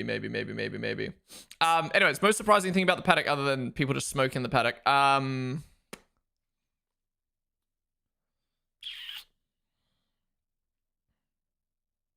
I don't know, because maybe it was like 3 years ago now, so like maybe it's just like normal to me now. No, hands down, the most surprising thing was how F1 is presented as this luxury sport. It looks like it's so ran to a T. The paddock seems like this bougie, you know, $10,000 ticket. Oh my God, absolutely crazy. Yeah, Paddock Club is. But the paddock itself is like generally it's the coolest, but the worst places to watch F1 from. It's the coolest because you walk around, it's like an MMO, the video game. It's like, there's just characters walking around, NPCs, like, you know, oh, there's Adrian Newey. Oh, there's this driver. Oh, there's that creator. There's this person. There's that person. Like it's so fucking cool. But like, you don't see the cars. You don't see the track. You don't see anything. Like, if you want to watch F2 or F1 or anything while you're in the paddock, you have to go out of your way to go find a spot to watch from.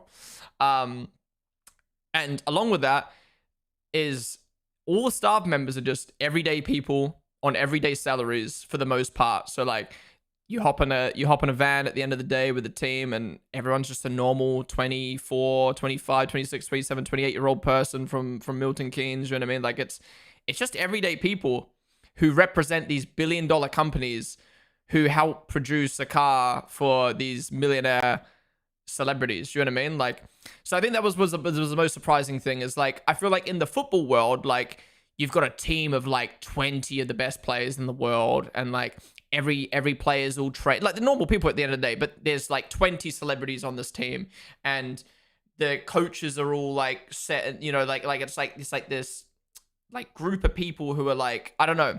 I feel like it's maybe if I went to I was behind the scenes of football, I'd change my mind too. But I don't know. You think about like Hollywood, like it's all this like, you know, everyone's all like dressed up perfectly. But then when I went in the F1 paddock, I was expecting it to be like that. I was expecting to be super serious and super like security everywhere. No, it's literally like, it's just everyday people, and it's just like, maybe Australia is different. To be fair, Austria was a bit of a different feel because you got the motorhomes, but Australia, like, we're all crammed in this, like, literally, like, we're all crammed in this small ass room, and like no aircon.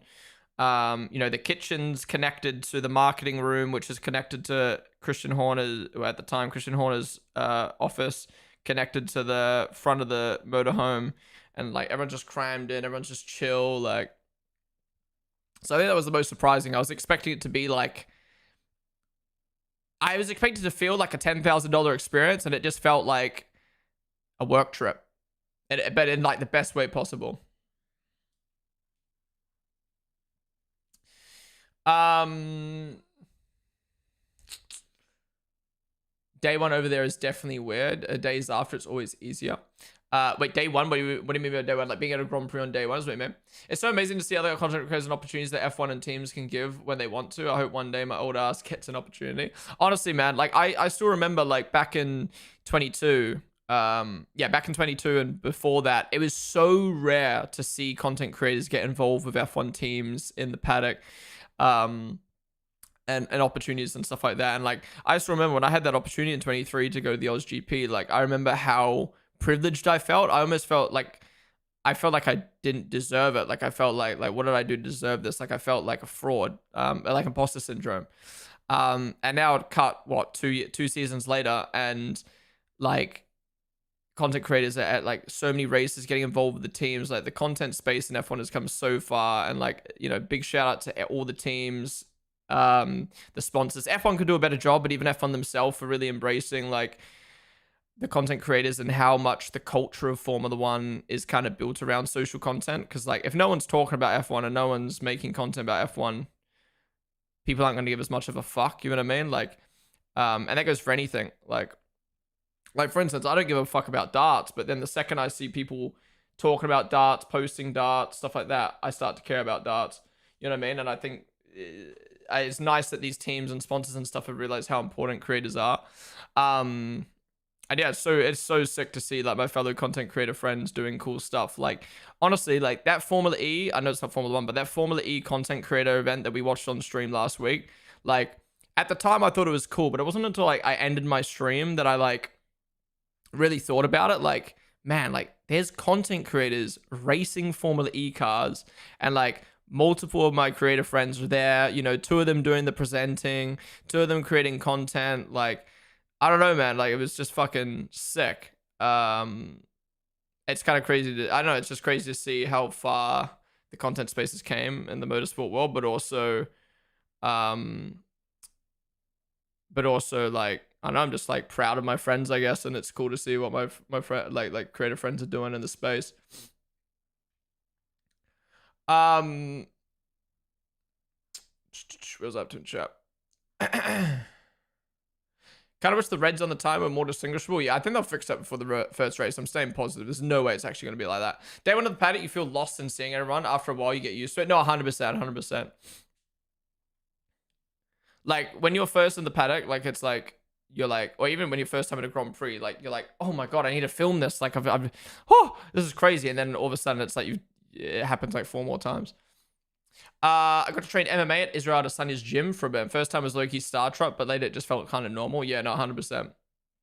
It's weird how, not you adapt, but like, and as long as the thing is, it depends on your mentality. Some people go into that and be like, some people go into experiences like that and they're like, I deserve this, and like they won't appreciate what it is, or like, you know, that's where you see certain influencers go to F1 and they don't really appreciate what experience they're getting. It's just like, you know, and it could come across wrong. But yeah, I think I'd say like 99% of people, after you experience something once, like it's not that you get used to it, but like it's the feeling. Nothing's ever going to be as good as your first time, right? It's just a fact. But some people can take that mentality negatively, in the sense of like they get too used to it and it becomes a privilege, or it becomes like I don't know what I'm looking for. Like it becomes like the norm. Whereas like I feel like you got to remember, like, no matter how many times you're in the paddock, it is the absolute like privilege to be in the paddock, and it's such an insane experience. You got to make sure you take it in. Like I like, if I have the opportunity, like, this is the thing, like I've always like kind of lived by like, I will be like the first one there and the last one out. Like maybe that will change, you know, maybe that will change in the future, where if I get opportunities all the fucking time, or like, you know, you got to pick things wise or whatever. But like, yeah, I'm always like, okay, I'm gonna make the most of every opportunity. I won't say no to anything.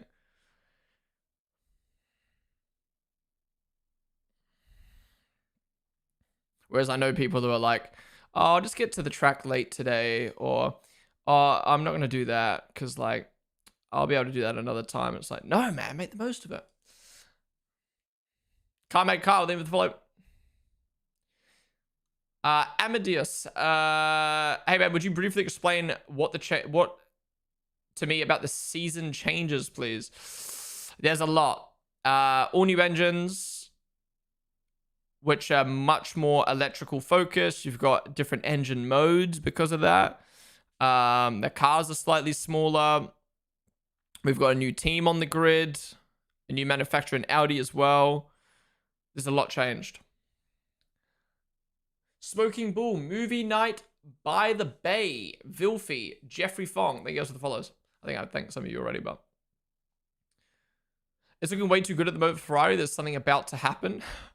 I'm not sure how I feel about the caddy and the asymmetrical wing paint. Yeah, on the front wing, it looks terrible.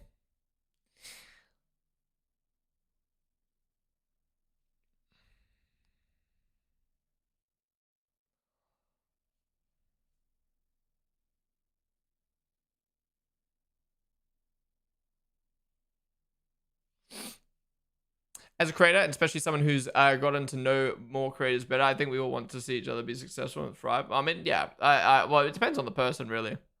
I mean, I strongly believe in like all tides, what is that? Rising tide raises all ships. Is that the saying? I feel like, yeah, I definitely think that's the case at the moment. Like, don't get me wrong, there's definitely so many opportunities where I'm like, fuck, man, like, I wish I could do that. Like, you know, sometimes I'm like, why can't I do that? Or like, what do I need to do to be able to do that? But overall, I'm like, it's so gas to see so many people doing cool stuff. And like, I don't know, I'm just really passionate about like content and F1 and stuff like that, that I'm like, I don't know, I love the direction F1's heading. Which sport is this? This is Formula 1, my dude. Change topic. It's getting boring. You streamed all 9 hours continuously first, then progressively reduced it. It's just same. There's a X at the top corner of your screen, Sabari, if you want to click off the stream. Maybe that will be less boring for you.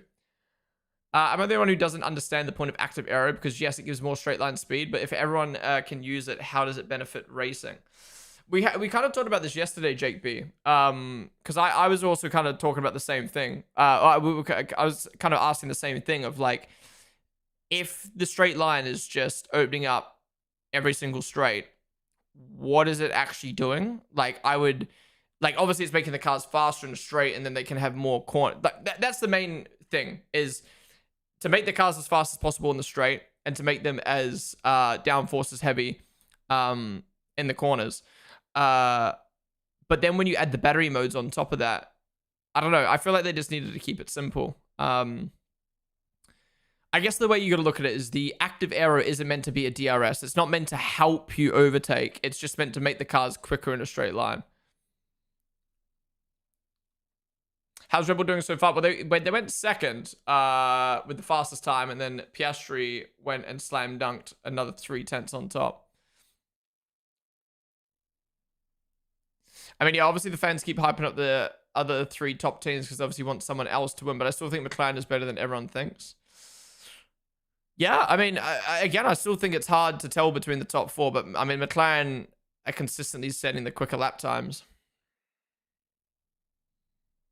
Try Super GT. What, the YouTuber?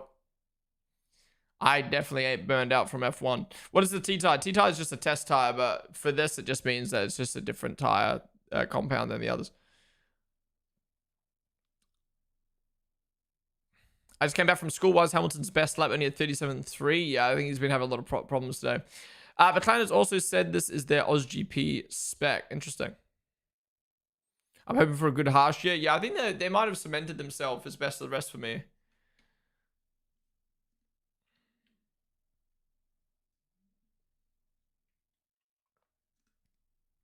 Japanese Touring Car Championship. I do want to do streams where I like explore other motorsports that I haven't looked at before.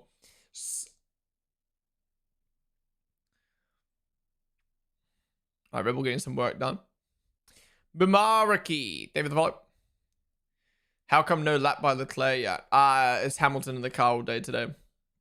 McLaren looks good pace-wise, but they've been showing awful deg in the long runs. Interesting, interesting. That's what I mean. We don't know the full picture.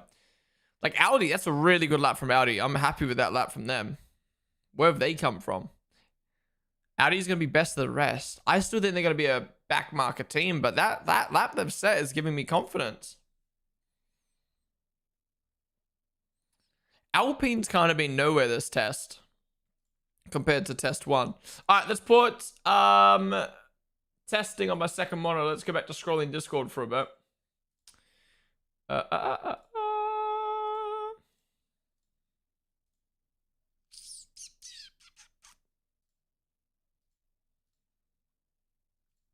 Let's do something less boring for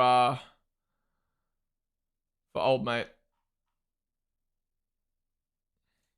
All right, where are we up to? Wait, why do we went? What even happened? Oh yeah, we watched this video, which was the best podium, and then I was like, I've experienced that same podium about Adrian Newey, and then we went and watched that video, and then we started talking about being in the paddock, and then we talked about content, and then blah blah. That was a big long spiral, but in a good way. I mean, that's what's so good about like testing and or like watch alongs like this is you can kind of just let the convo flow wherever. Yeah. Not gonna lie, I thought the red of Hulk was Lewis for far too long. What the fuck, Audi? Yeah, everyone's been saying that. Again, I do think they're gonna change that before we get on into Australia. Otherwise, that'd be stupid. Bahrain preseason testing, best lap comparisons. What is this? Ooh.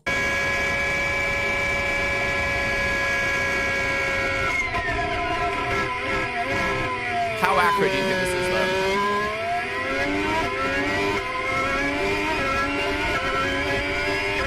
They're making Red Bull look like a rocket ship right now.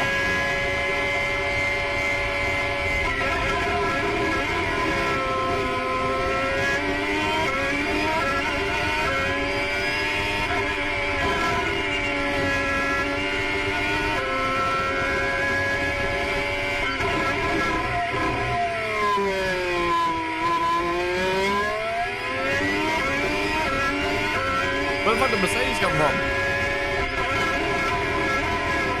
This video is kind of ass.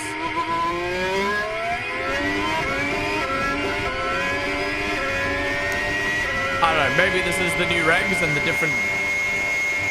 Maybe this is the new regs and the difference in ERS deployment. But like, I don't understand how Merc can go from that far back to then that far in front. Like, is that, you know what I mean? That makes me think either this is an inaccurate kind of graph, I don't know what to call it, video, where it's taking like sector times into account or testing times where they're like practicing different areas, or this is generally what the new regs are going to look like where, you know, we could see qualifying where a car's 1 second quicker in one sector and 1 second slower in another sector purely because of battery deployment. Like Mercedes juice, and then like they've ran out of juice now, so the other team's going to catch up, like.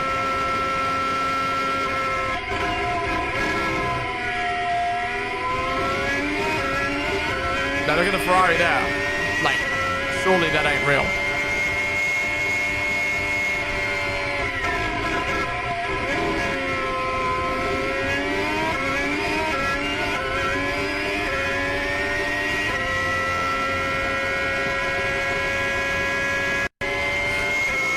What are the comments saying?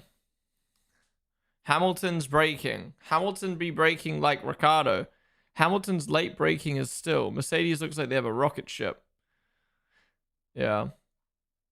See, this is one of see, this is one of those reels. Like, you know how we were talking earlier in the stream about how, like, as a creator, you're going to be careful, like, what content you put out there because it can mislead people. I'm not saying this guy is misleading, but, like, he's put out a video that literally just says best lap comparisons, right? And he's done exactly what he said he's going to do, which is he's done a comparison of the best laps. But people who don't have their own brain and can't think for themselves, or maybe think for themselves too much, would watch this and be like, damn, Mercedes so quick, they're going to be a rocket ship, they're the best team, without thinking like, okay, this is just testing, this is like just a picked out time randomly from a random day at a random session, you know what I mean, blah, blah, blah. And like, it can like not mislead people intentionally, but like people just end up thinking like, wow, the Mercedes is so quick. But I guess that's the problem with short form content, right? Is like the knowledge you're getting is just from a video where there's no explanation. You're just watching Mercedes be super quick. Yeah. Because even now this is outdated because now McLaren's got the quickest lap time and Red Bull have gone second quicker. But yeah, I know it's one of those things where you just gotta be careful with short form content. Like, you just, whatever you see, you just gotta remember, like, it's not the full context, I guess, because you've only got a certain amount of time and things you can say. When do you start watching F1? I started watching F1 in 2019. Yeah, we have no clue if these are all on the same type. Exactly. So it's one of those things, like, he's not misleading you and he's not clickbaiting you. It's good content, obviously. But, like, you just gotta take that video with a grain of salt, because who knows what that actually means. Have you seen the Audi F1 merchandise? I have. I made a video on it. I really like it. I saw they put some new stuff out today, right? Volume was way too loud for these carvage. Yeah, that sounded clapped. Anyone ahead of Merc in a race legit has to play Seahawks defense if that's the case. Dodds on top got his hands on the new F1 Kit Kat. I need to get my hand on one. They're not Sainsbury's. Apparently they're at Tesco's. So Amazon is selling them, but they're only selling a 30 pack for £30. So I ain't buying that. Hell no. We looked at that. Liam asleep in his car. Is that old? Why do they look like the old car? What else we got?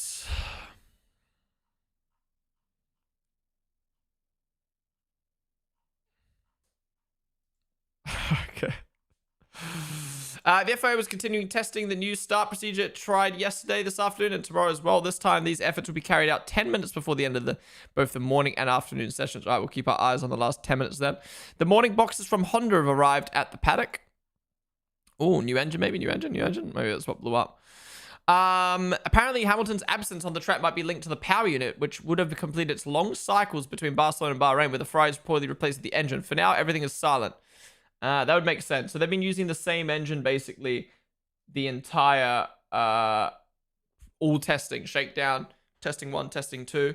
So maybe it's just gone kaput, because that's a lot of running when you think about it. Like 24, 48, 50, 60 hours of running, and then it finally went kaput. Like, that's pretty good. You know, that's the equivalent of, you know, if you think about a Grand Prix weekend, there's 1 hour of practice plus 1 hour of practice, so 3 hours of practice plus an hour of qualifying plus an hour and a half of the race. So let's just round it up to, no, let's just do 1 hour, 5 hours. If you've done 60 hours with that engine divided by 5, that's 12 Grand Prix. That's half a season that engine went for. Like, that's really good. Obviously, it's not running to the max, and it's not running at qualifying and full race power, but still, you know, 60 hours, well, let's round it down to like 50 because they weren't on track all the time. It's still really good with that engine, with that one engine. Liam Lawson during lights out. What? What's that from? It was confirmed as a chassis issue. Oh, well, there you go. I read somewhere that the making content is less about the videos themselves, but doing what makes you happy and finding the audience. I thought this was an interesting take. Oh, no, 100%. I think a lot of creators go into making content. Like, you know, I'll hear people be like, oh, what time should I stream? Or like when they're first starting out, like, what time should I stream? Or what content should I make? Or whatever. And it's like, do what makes you happy. Like, play whatever game makes you happy. There's literally no point in streaming if you don't enjoy it. And then if you, you know, if it then becomes something serious, then you can think more about it. Because like with me with content, like I love F1, so I love covering F1. But obviously at a certain point, it was like, okay, like this is a full-time thing for me now. Like I stopped playing other games. I just focus on my F1 niche. You know, I think like what time do I go live and stuff like that. It became a job for me. But I think a lot of people when they first start out, it's like, don't make it a job, just enjoy it. I think there's not, honestly, one of the best like periods for making content is like when you first start, you have the freedom to just do whatever you want. Because once it like does become a full-time thing, there's way more pressure and way more like expectations and stuff like that. So just enjoy doing whatever you want, however you want. What's up, Extra Pass? Ponden looking tired. Have you got anything good to say, Sabari? Have you got anything good to say? You said this is boring, move on. You said you've slowed down with the streams. Now you're saying I'm looking tired. What else you got to say? I'm sorry that I got a massive eye bag under my eye. I'm sorry that I've got a massive eye bag on my eye. Do I sound tired? Do I sound tired? You're rage baiting me, huh? All right. Well, you got what you wanted. I don't like rage baiting. I feel like I should time you out for that. Wonder if Ferrari is switching back to the flappy wing. We haven't even got to that yet. Let's continue scrolling. Someone needs to make that. Someone needs to make that a meme, bro. Someone needs to make that a meme.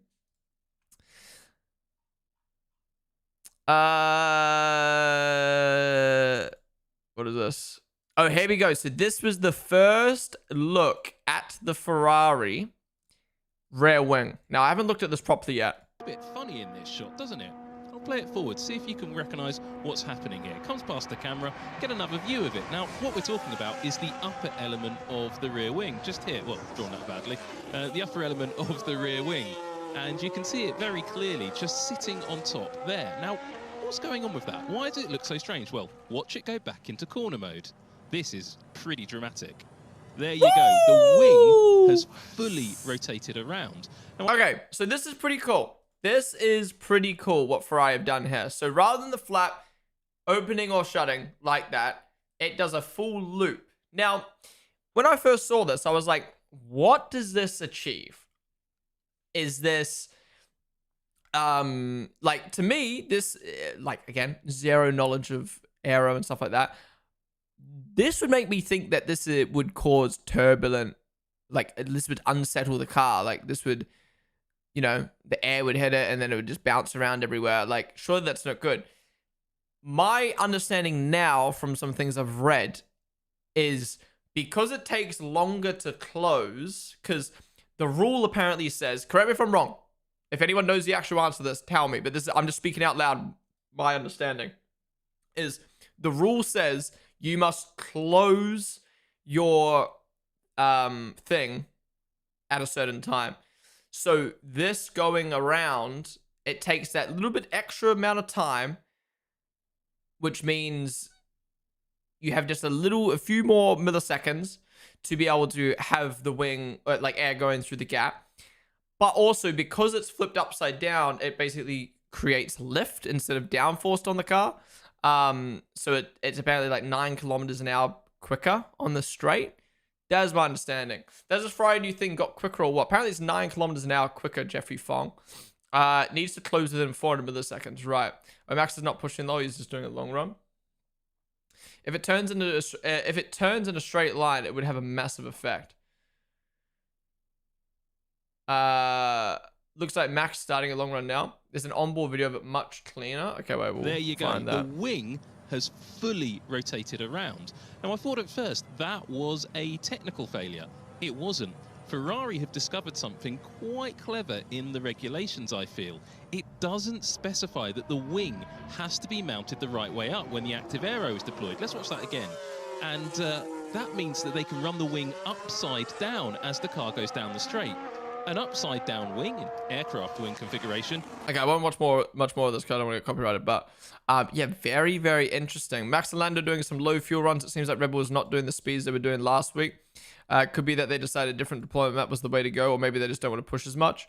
Jonathan Palmer says that he can see through the slot of the garage. It seems there is no rush in the garage. Lewis Hamilton and Scuderia Ferrari have completed only 5 laps so far. There are 2.5 hours left in the morning session. Starting our day out right, the hash brown saga continues. With the new rear wing, Ferrari has managed to turn the HP logo into die. Ferrari, no power unit problem. They're working on the gearbox and differential area and rear suspension. Charles Leclerc, what are you doing?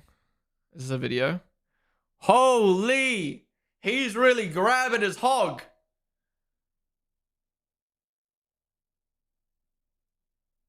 Nah! 5.5k saves. Nah. Is this picture real?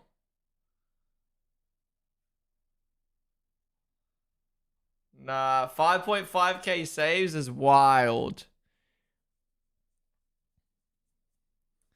Is that a normal amount?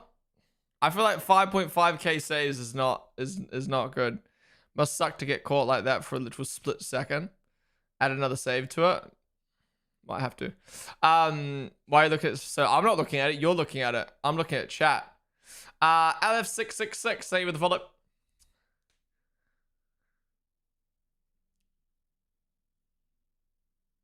Buddy looked at it for a long time. Are you guys not enjoying this? Anyways, I'm shook that it's got 5.5k saves. Random tech picks. McLaren front wing detail. What am I looking at?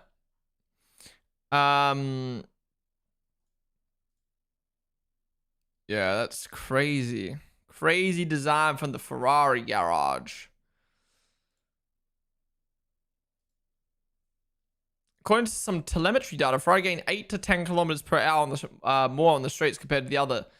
Thanks to the new wing they debuted on the track today. The engineers from Mercedes and Red Bull are surprised by the solution. Yeah, it's going to be interesting to see if they rock up to Australia with this, because they said they're just testing it today, but is it going to become a permanent part of their car now that they've tested it? Yesterday it was changing rooms. Now it's Charles. From dick pics to tech pics. This is just like you in general chat. Wait, what? What do you mean me in general chat? Always with the cocks, bro. Okay. Hey, I just cover everything in Formula 1, all right? Calm down, guys. Ferrari's upside down wing is a test item now rather than a permanent solution. Oh, is this the practice this morning? Okay. That makes sense. And all the revs are going. And it's lights out and away we go. And sideways, George Russell. See! Look how quick the Ferrari was, but these guys were obviously just chilling. And it's lights out and away we go. And sideways, George Russell doesn't get off the line well. Look at Lewis Hamilton, absolutely lightning, as was. Yeah, it's people are just dumb. Also, we're on a far away camera, zoomed in front on. Of course, they're not going to look fucking quick, bruh. Of course, they're not going to look quick. I swear, people hurt my brain.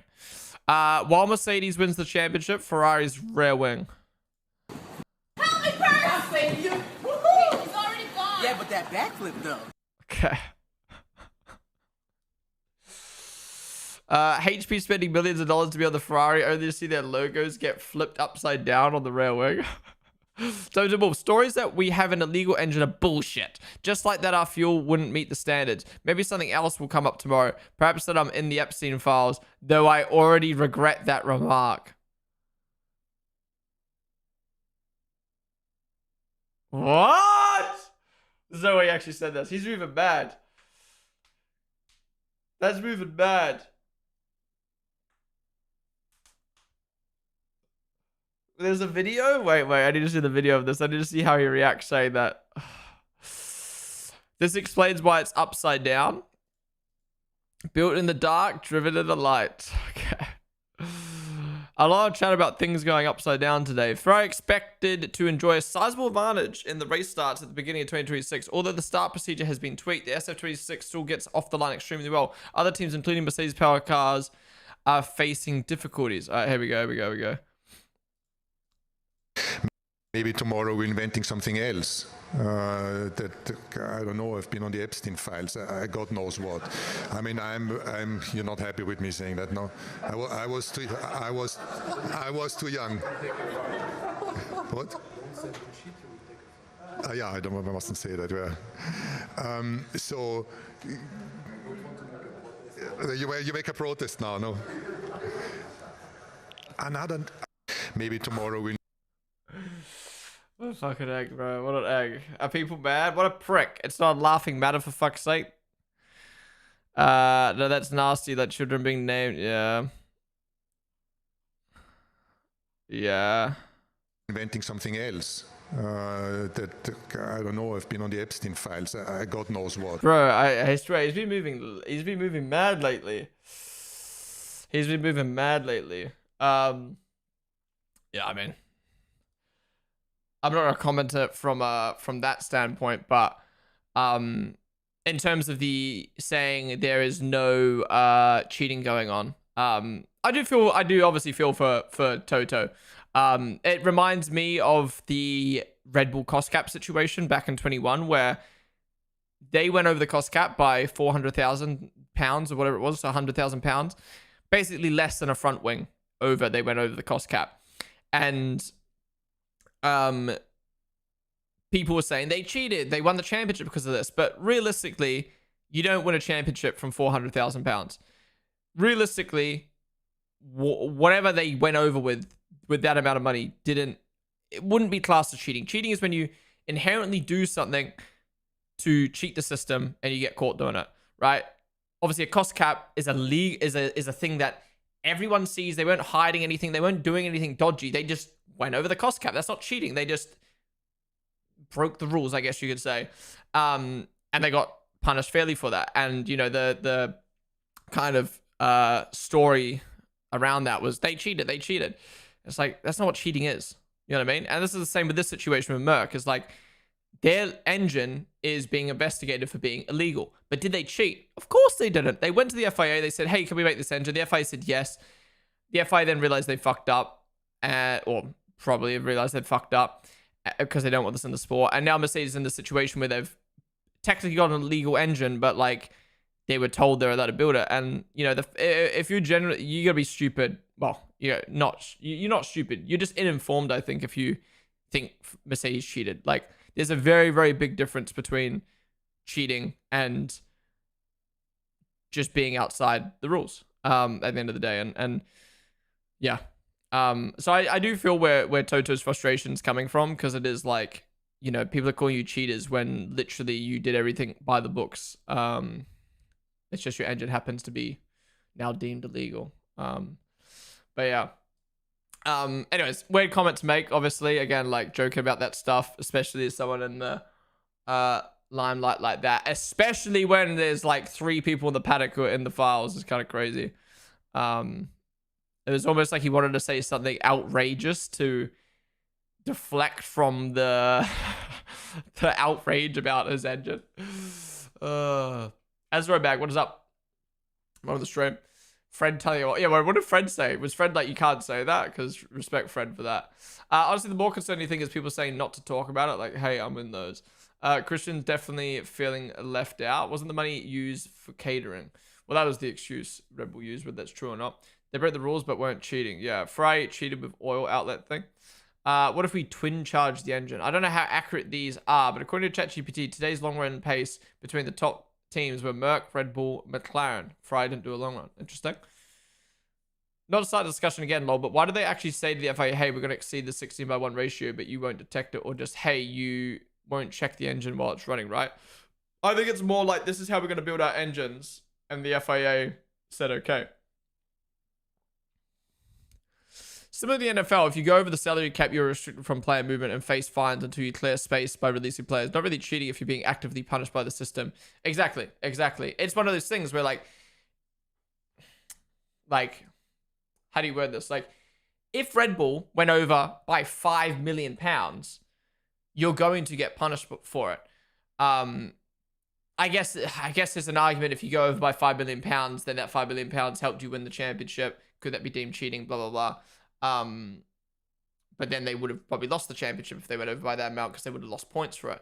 But yeah, yeah, I just feel sorry for Merck in this case, where they're getting accused of cheating when they haven't cheated. It's just the way the situation's played out. What is this? Doesn't exist. Cool. Halftime shows in F1s. Stefano Domenicali teases it. Is this real? No, this is fake, right? Is this a fake post?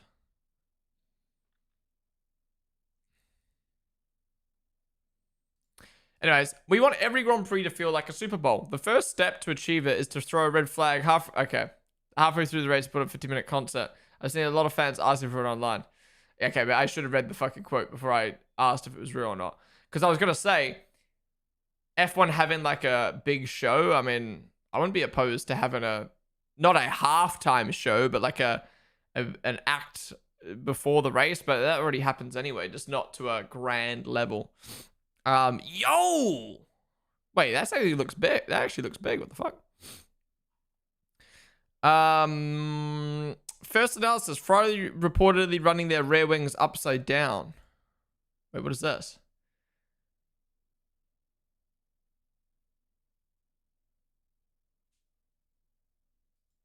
Wait, what? Then the Aston broke down. Fred Vasseur accepts the new extended F1 start procedure despite Scuderia Ferrari anticipating potential issues by adjusting the design of its new power unit. Overall, the story is also that we raised the hand 1 year ago with the FIA about the starting procedure, that it was tricky. Phased the weekend, and the FIA decided to not change the procedure. We all took decisions on the new architecture of the engine based on the regulation, but I think the new procedure with the flashing lights, it's fitting with everybody. Everybody's happy with it. We all think that it's safe, and let's go like this. If someone has a bit of it, if someone is a bit not convinced, they can always start for the pit lane if it's not safe. Yeah, I gotta agree with Fred and the other drivers on this now. It's like, you know, Ferrari did raise this. FIA didn't want to do something about it. So a team, it's almost similar to the Mercedes situation in the sense of like Ferrari raised the concern, or Mercedes asked about the engine. FIA approved it. FIA said no to Ferrari. Ferrari built a system to get around this issue. They're going to show up with an advantage at the first race. To then just change the rules and favor the other team, to help the other teams, that just wastes all that development that Ferrari put in. And as long as it's safe enough to start, then there's no excuse for, oh, well, these teams might stall. Well, if you fucking stall, that's your problem. That's your fault. Maybe you should have thought about that when building your car. Yeah. Like, I don't know, extreme example, but imagine we were coming into the first race and two of the five engine suppliers had bad reliability and they were breaking down constantly, right? Imagine F1/FIA then turned around and were like, we are going to make everyone run their engine at 80% so we don't have two cars breaking down. That would be a joke. That would be an absolute joke if you limited three engine suppliers, or you know, limited the sport because of two teams having problems. And this is the case here where, you know, Ferrari have figured out a way to get around this issue. So if you haven't figured out that issue for your car, I'm sorry, like, that's your problem to deal with. And Ferrari shouldn't be punished because you couldn't figure out the problem. And if the FIA were dumb enough to see this issue and not want to do anything about it, then, well, Ferrari have figured out something to do about it now. So the other teams just have to play catch up. Sevenski, Mantis, and Azaro, they guys the follows. Can't wait for the 1.5 hour race to have a 1 hour break in the middle. If McLaren breaks were allowed, Merc Motors should be. The sad fact is that they're actually F1 fans who wouldn't mind this. Did you say that saw the Adelaide Circuit is going to MotoGP? Yeah, everyone's obviously upset Phillip Island's leaving F1, but like, what's the problem with Adelaide? Is it because it's like a street circuit? It's kind of dangerous for MotoGP. Facts: stalling should be been made one of the first things to worry about. If you stall out, that's on your development team. Yeah. Red Bull doesn't seem to have an issue with the starts either. I think they should give Alonso a Red Bull car to make it fair. So McLaren has to be 1 to 2 every quali to have a chance of winning the race, you reckon? Which engine is the fastest right now? Engine's probably Merc. Engine is probably Merc. Okay, wait. Slightly off topic. I want to look. So what am I searching up? Does the track exist? Adelaide. Is it actually the Adelaide Street Circuit? I want to look at an onboard. Because MotoGP's obviously never been here. What do I search? Is it this one? Cam Waters? Like, is it the track that V8 supercars go on? Or is it a new track that, like, is there no hot lap that exists?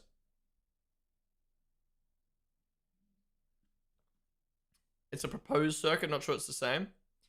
But can I watch a V8 Supercars lap here?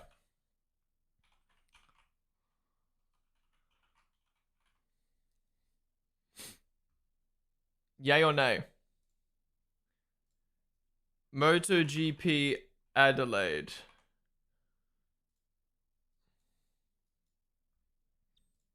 Adelaide reveals MotoGP lap will host Australian Grand Prix.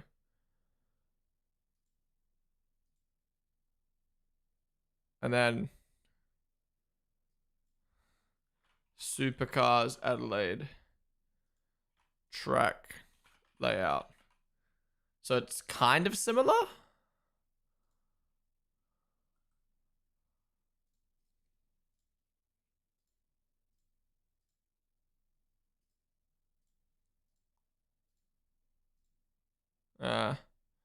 Actually not really.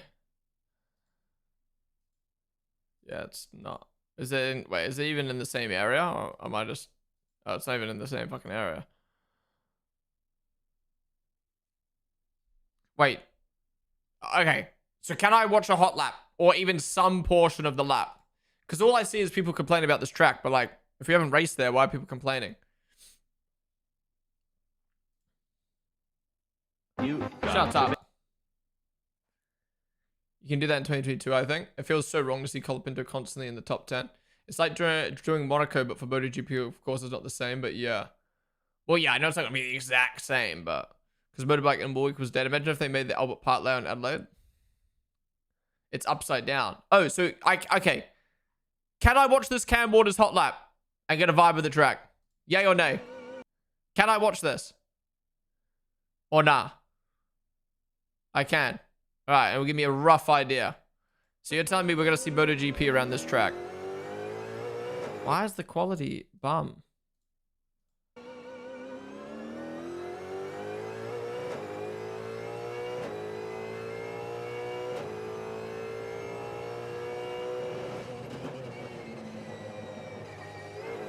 I mean, there's no way that's going to exist, surely.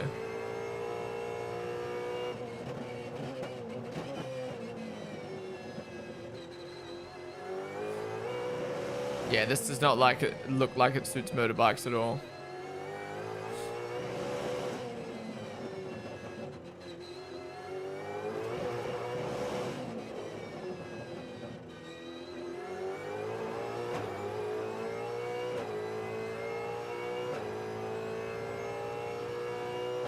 If this is actually what they drive on, even just partly, this does not suit motorbikes at all.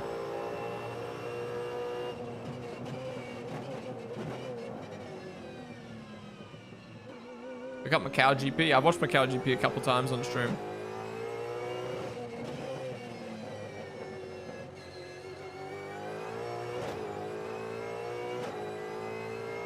Yeah, this can't be. There's no way this is a MotoGP track. Like, where are the runoffs? Like, if your bike has a failure or you fuck up, you're in a wall. Yeah, imagine. Yeah, Moto 3 as well. Like, even worse. What? There's no way, right? Any comments from today? Interesting. Sounds bad. That was the Aston breaking down. We saw that before. 2025 annual report. So today I found the Australian Grand Prix financial statements for 2025. I'm an accountant and today we're going to go through their P&L. First, they made $253.6 million from the Formula One Grand Prix, $27.67 million from MotoGP, and $10.9 million from the government to keep... All right. You can see why, when looking at that, why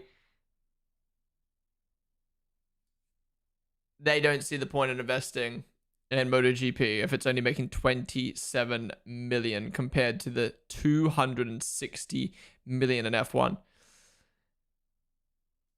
everything running. And I love how specific they got with their revenue streams. Formula One sold $113 million worth of tickets. MotoGP sold $8.85 million. Formula One made over $15.4 million from sponsors. MotoGP was $1.77. As a whole, they earned $3.6 million in interest from Money in the Bank. And combined, they got over $115 million in recurrent government contributions, which are funds that go towards day-to-day operations. They also got over $12 million in non-current government contributions, which are funds that go towards long-term projects. Lastly, Formula One made $8.4 million from concessions, and MotoGP made over $2.5 million, bringing their total income to $292.27 million.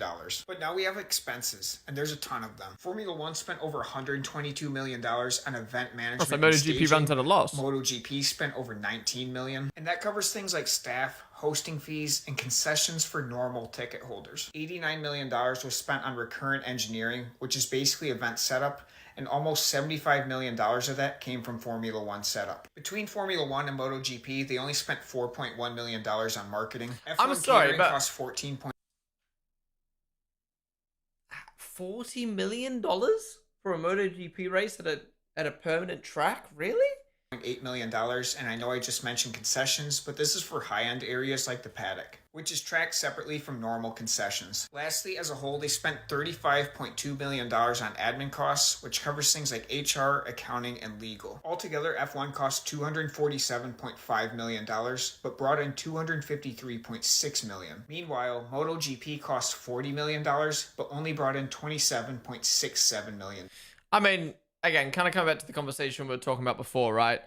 Australia invests that amount of money, they get that money back and more, and it's amazing for it's amazing for Melbourne and for Australia, I guess, but mainly for Melbourne, right?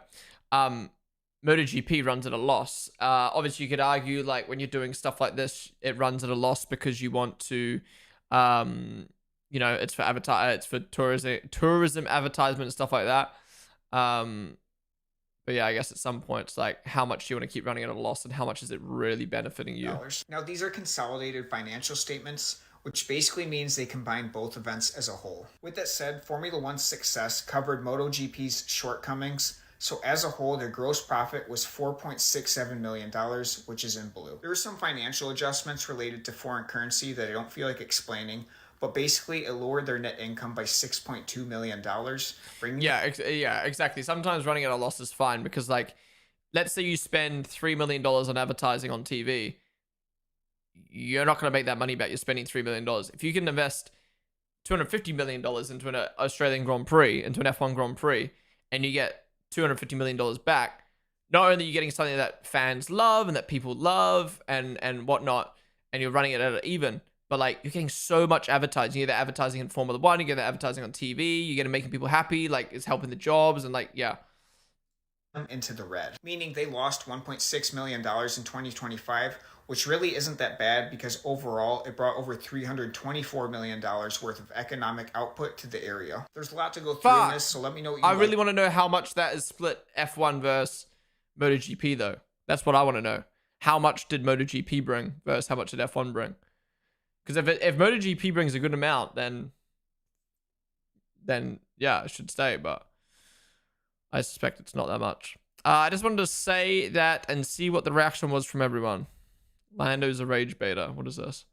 Or do you expect more drivers to join you in the small tent? I mean, there's nothing wrong with a small tent, you know. No, honestly, I just wanted to say that. I didn't want to complain about anything. I just wanted to say that and see what the reaction was of everyone. So it's been quite an amusing week seeing the reactions of everyone, and it certainly made a lot of people comment and say a lot of things, which has been pretty funny. But no, I just wanted to see everyone's reaction. So it's been amusing, but you know, the cars are very different. Are they enjoyable and as good to drive as last year? Absolutely not. Is it still a challenge and good fun out there? Yeah. You know, I'm certainly not gonna change my job for anything else. I still have fun, and it's still the job that I love to do.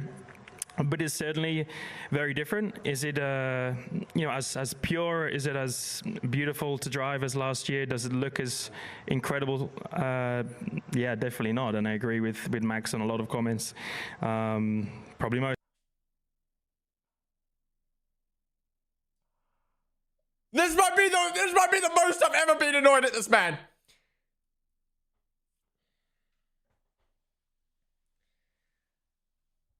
Literally, I can't even be asked anymore. Why do I even like? Do I need to break it down for anyone? Like, I literally defended this man last week, being like, "Well, look, I disagree with him, but that's his opinion. He's allowed to have a different opinion. I don't feel like he probably shouldn't. I feel like he shouldn't have directed his comments towards Max because, like, what's the point? But like, cool, he's allowed to disagree. And now here he is a week later." After all these other drivers, Alonso, Lewis, blah, blah, blah, blah, blah, have come out and said, these cars suck. And he's now come out and said, oh, these cars aren't great. He still said, like, I'm just going to drive whatever I'm given. But he's saying he just said it to see how everyone reacted. Well, guess what, buddy? Guess what? Everyone, well, not everyone, 50% of the people reacted being like, what the fuck's this guy waffling about? And didn't like your comments. Now you're backtracking and saying, oh, it was just a joke. No, mate, no. So the comments I agree with. But it's not that I don't have fun out there, you know. So there's two sides. You know, I do agree with basically every other driver because I think every other driver's made their comments. No, I don't even, I'm sorry. I don't buy this for a second. I don't buy this for a second. He 100% said what he said last week because he doesn't think before he thinks. Saw that he was getting scrutinized by a lot of fans being like, why are you roasting Max for having an opinion? Like, you're fine to have an opinion, but why are you roasting Max's opinion? Then realized, oh shit, all the other drivers have come out and said what Max has said. Now I'm the guy on the other side with, I think him and George are the only two who are like, I love these cars. And now maybe he's driven the cars a little bit more himself and he's realized, fuck. Oh, I'm going to backtrack. We're not dumb, bro. We're not dumb. You said something dumb and now you're backtracking. All you have to do is be like, look, I said those comments last week because that's how I felt at the time. And now after looking at these cars more and seeing how they've played out and seeing the other team's cars and stuff like that, I've got to agree with Max and the other drivers. I do think these cars are more difficult to drive and I think we're going to have problems this year. That's all you have to say. Why are you pretending that you were rage baiting people? Like, what? Pretty clear. I just didn't want to come into the media and complain to everyone on the first weekend back. You know, I want to... So say that! So say that! Just say that! Just say, I'm not going to comment on the cars yet because it's only the first week. Still enjoy my time and just say what I feel. Oh, I respect that Max, or I understand Max is having problems, but I'm not having problems at the moment. We'll see how I feel next week. But I had fun last week. I've still been having fun out there now. And I think we know as a championship and with the FIA and with Formula One trying to, you know, we're trying to improve the car that we have now because it's certainly not the purest form of racing, and that's what Formula One should be. A lot of the driving is focused on just trying to get the battery to work properly and less focused on how can you as a driver get everything out of the car. So, you know, I completely agree with a lot of the comments. I just wanted to see everyone's reactions for me saying something opposite. No, you didn't, mate. No, you didn't. What? Oh, what? What are the comments? What are the comments?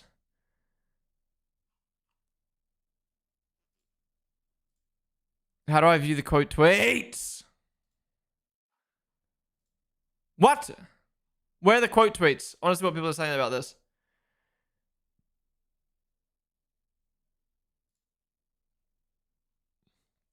Nah, I love the boy, but he's clearly backpedaling now. He truly does not give a fuck anymore, and I love it. The arrogant little... Whoa!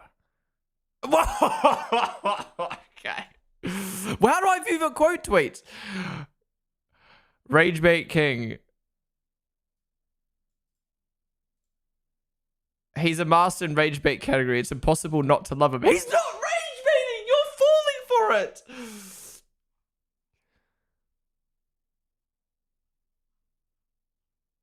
Backtracking like the true coward that he is. My driver's so professional rage baiter. Nah, my pro rage baiter driver never changes.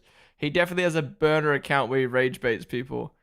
He successfully rage baited the Versailles. What the fuck? Nor Russell rage bait just to see everyone's reaction. I'm sorry, but like, if you, this is regardless of Lando, this is regardless of F1. If you are purposely saying something to piss someone off, you're just dumb. Like, I'm sorry, if you're above the age of, like 15 years old, and you're purposely saying stuff to piss people off, that isn't banter, by the way. That isn't bad. When it's banter, it's funny. If you're purposely saying stuff to piss people off and get a reaction, like, nah, man, you got a problem. This isn't rage bait, it's just rude. Yeah, I hate rage bait. You can just say something and be like, I was just rage baiting you, bro. Oh, yeah, you were trying to piss me off. Well, yeah, now I'm fucking pissed off and I don't like you. Being an asshole. I'm not, to be fair, Lando wasn't being an asshole or being like rude or anything like that. But I just hate how like people can just be rude or be an asshole now and be like, I was just rage baiting, bro. No, you're just being a bully. In this case, Lando can just say something on an interview. People can disagree with his opinion and then be like, oh, actually, I was just trolling, guys. Were you just trolling?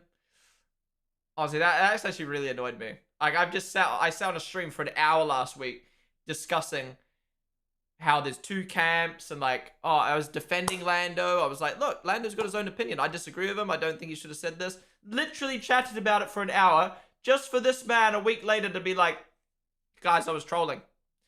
I was trolling. I only said that to get a reaction. Well, you got a reaction out of me and you got a reaction out of everyone. And now everyone's pissed because you just flip-flopped your opinion because you were rage baiting. Like, what? I can't, bro. I can't. How we 2 weekends into the season and this man's already said already had 2 interview moments that have pissed me off. Oh, but you're just hating. You're just hating. No, I'm not hating. He's doing things that I dislike and it's annoying me. I generally thought people were being way too hard after last year, but just fuck off. He's complaining, not allowed because he's paid a lot of money. How can you go in an interview and be like, yeah, us as F1 drivers can't complain because we get paid a lot of money. And then a week later be like, oh, I was just trolling. I was just trolling. No, you said something and you regret it. Just admit that. Just apologize. Just say, look, I should have said what I said, or oh, I should have blah blah blah. Like, what? I can't, man. I can't. This actually might be one of the first times that I'm like not even ashamed to like just admittedly be like, I do not like that from Lando. Like I can't even sit here and be like, oh well, that's his opinion, or oh, I get it from this point of view, I get that point of view. That's just pissed me off. That's just pissed me off. Why would I even care about listening to another Lando interview if I just think he's just gonna talk shit? / go back on his word. What's the point? Oh, and Perez off track. The pit wall, the strategy software are going to have a lot of inputs where a car is strong and weak. Yeah, guys, let's chill with like the comments about Lando. Like, you can disagree with them, but like, let's chill with the comments. Music that we were discussing, but we were discussing, you know, a lot of these teams have teed up. I was gonna say it doesn't look good on his credibility. Yeah. Oh fuck! Sorry. Oh, I keep forgetting to do that. Low-key kind of hilarious though. Sounds like you fell for it. I fell for a driver that I respect. I fell for hearing his opinion about the 2026 cars. Yeah, I think I did fall for one of the 22 drivers giving his opinion on the new cars. And I sat here thinking, oh, damn. Well, that's a shame that half the drivers like the cars and, dislike the cars and a few drivers like the cars. Damn. It's pretty interesting how there's a bit of a split going on here. Yeah, I did fall for it.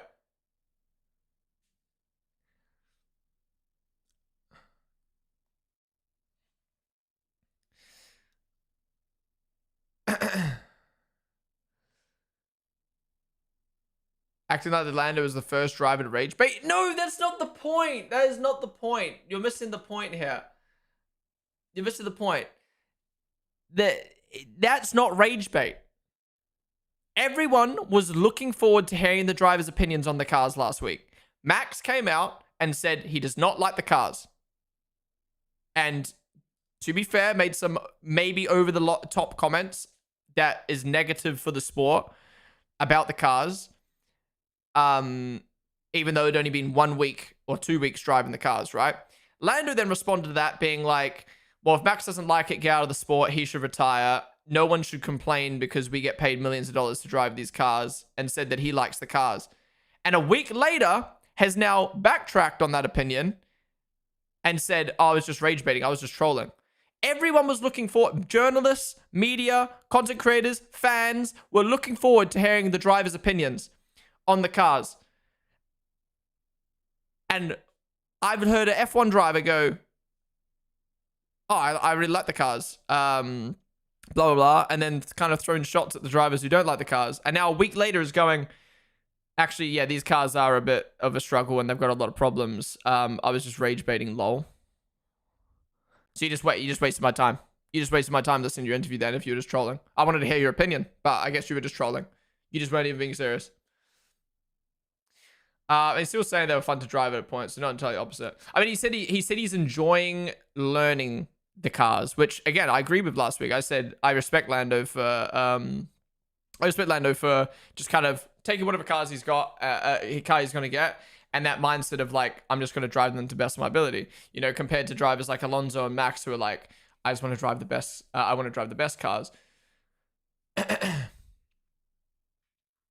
Bro, that's annoyed me. That's annoyed me. So I actually can't believe that was real. I actually can't believe I just listened to that. That actually, like what? I actually think it was some kind of sarcasm. He wasn't fully serious, but his humor is really weird sometimes. It's not rage bait, he's just being disingenuous. I think Lando just wanted to go against whatever Max was saying. I mean, that's kind of the meme, right? Is like Lando is like disagrees with Lando now. Disagrees with Max now. Rewatched the interview. He doesn't completely backtrack about the cars. No, 100%. He does backtrack about the cars, but he just said he was trolling, like with what he was saying. Is it possible he was being sarcastic, like how Max often says he has nothing to complain about since he will be told off if he does? Hard to know about video of him saying, yeah, true.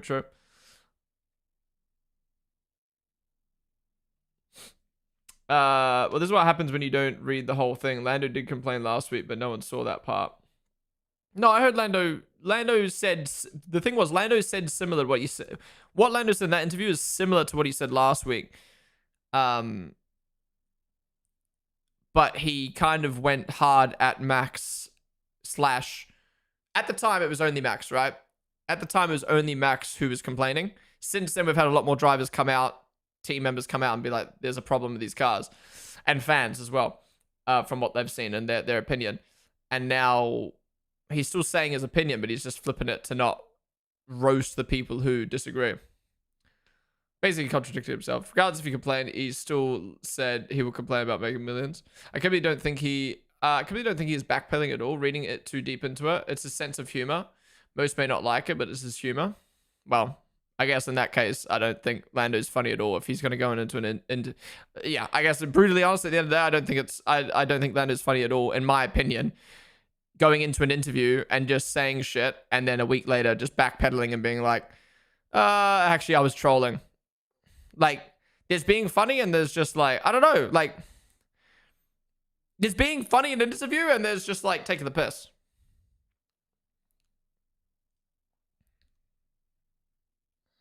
I mean, this is what happens when people don't think about what they're talking about, and that's normal. You don't get mad at him or... you can't get mad at him or he wins. Just calmly accept that you can't take any of his opinions seriously and keep that in mind for the future.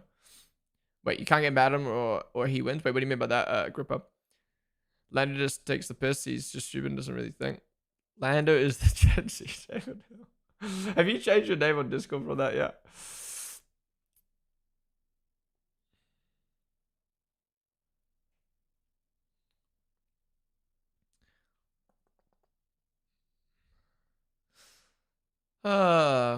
Anyways, that's actually blown my mind. I'm not gonna lie. Like,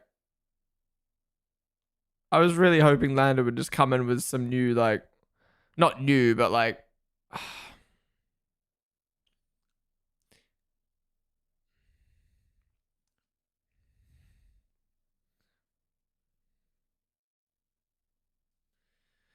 he's just waiting to hear what the others say before he goes along with what he think people want to hear. He really can't think before speaking.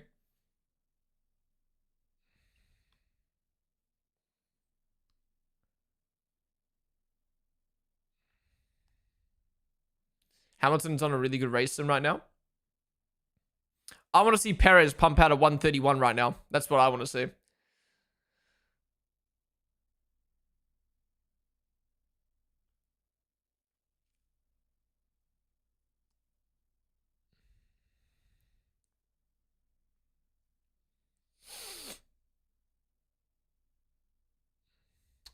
You supported him last season when he was being a flog? Wait, what? Thoughts on the practice start at the end of the morning session? Yeah, Ferrari looked really good. We were talking about it before. Basically, in summary, I said, I don't understand. We can't just change the rules because the teams didn't decide to adapt to the race starts because Ferrari solved the problem. I think we're at a point now with the adjusted sequence of lights where it's safe enough to do this start in Australia. And if your car sucks at starting, sorry, fix the problem because Ferrari fixed it.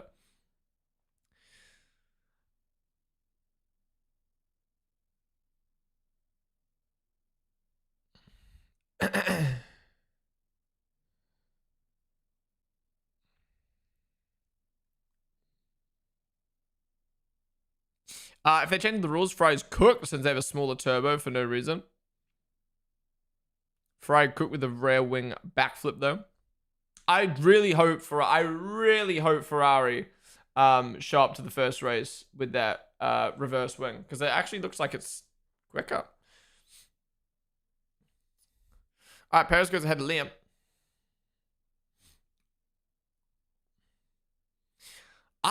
Honestly, key takeaway from today, Ferrari rear wing, cool, but we'll wait until we see it on the car in Australia. Ferrari's launches, very good. Wait, Audi have reverted their fucking sponsors back to not having the white line. My key takeaway is Audi. Audi, beautiful lap in the 33s.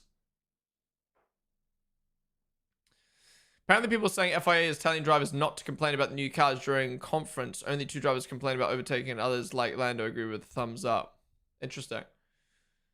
Are there any other clips from that press conference?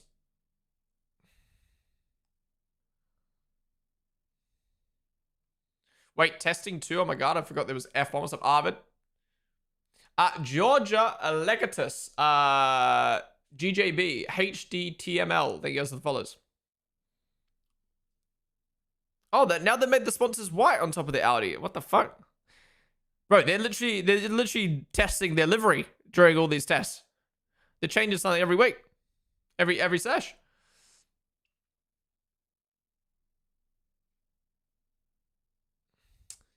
He's always said it's closer to F2. That hasn't changed. Gosh, does it really kill you guys for someone to have a sense of optimism?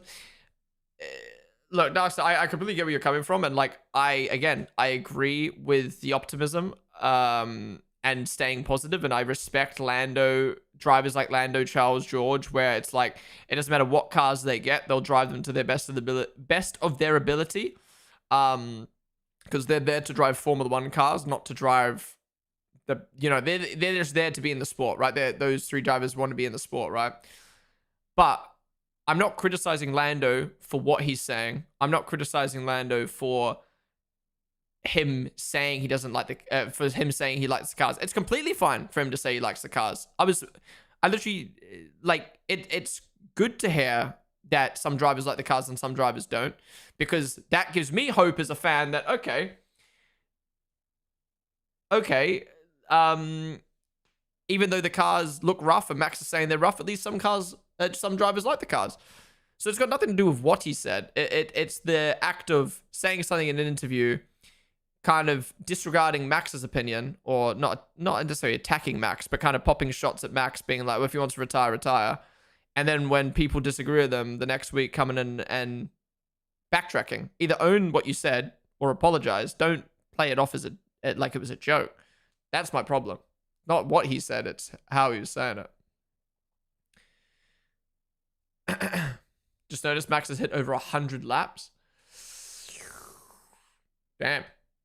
Pumping out the laps today. Was it Red Bull had a very bad day yesterday, didn't they?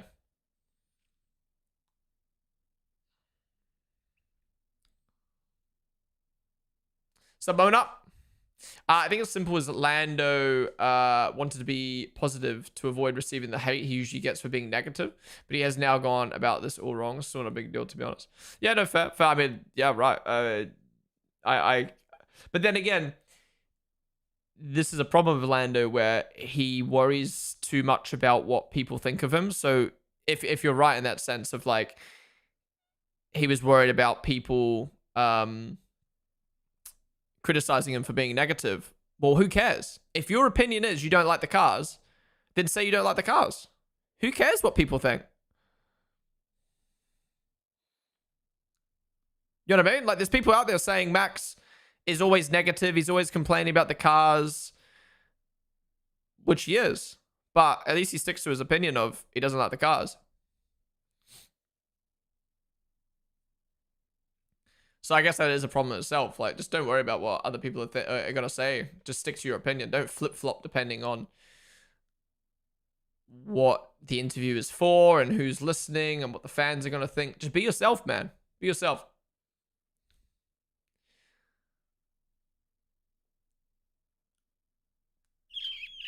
I just have to apologize for a statement that is true. Max Verstappen has retired for years now, and Lando just said to retire or drive the car. How is that popping shots? How's it going? Sabian gameplay on the stream.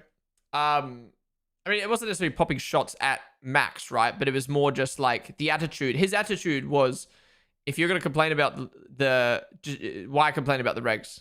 He was basically saying, like, he basically in short said, you shouldn't complain about the regs because you're a millionaire.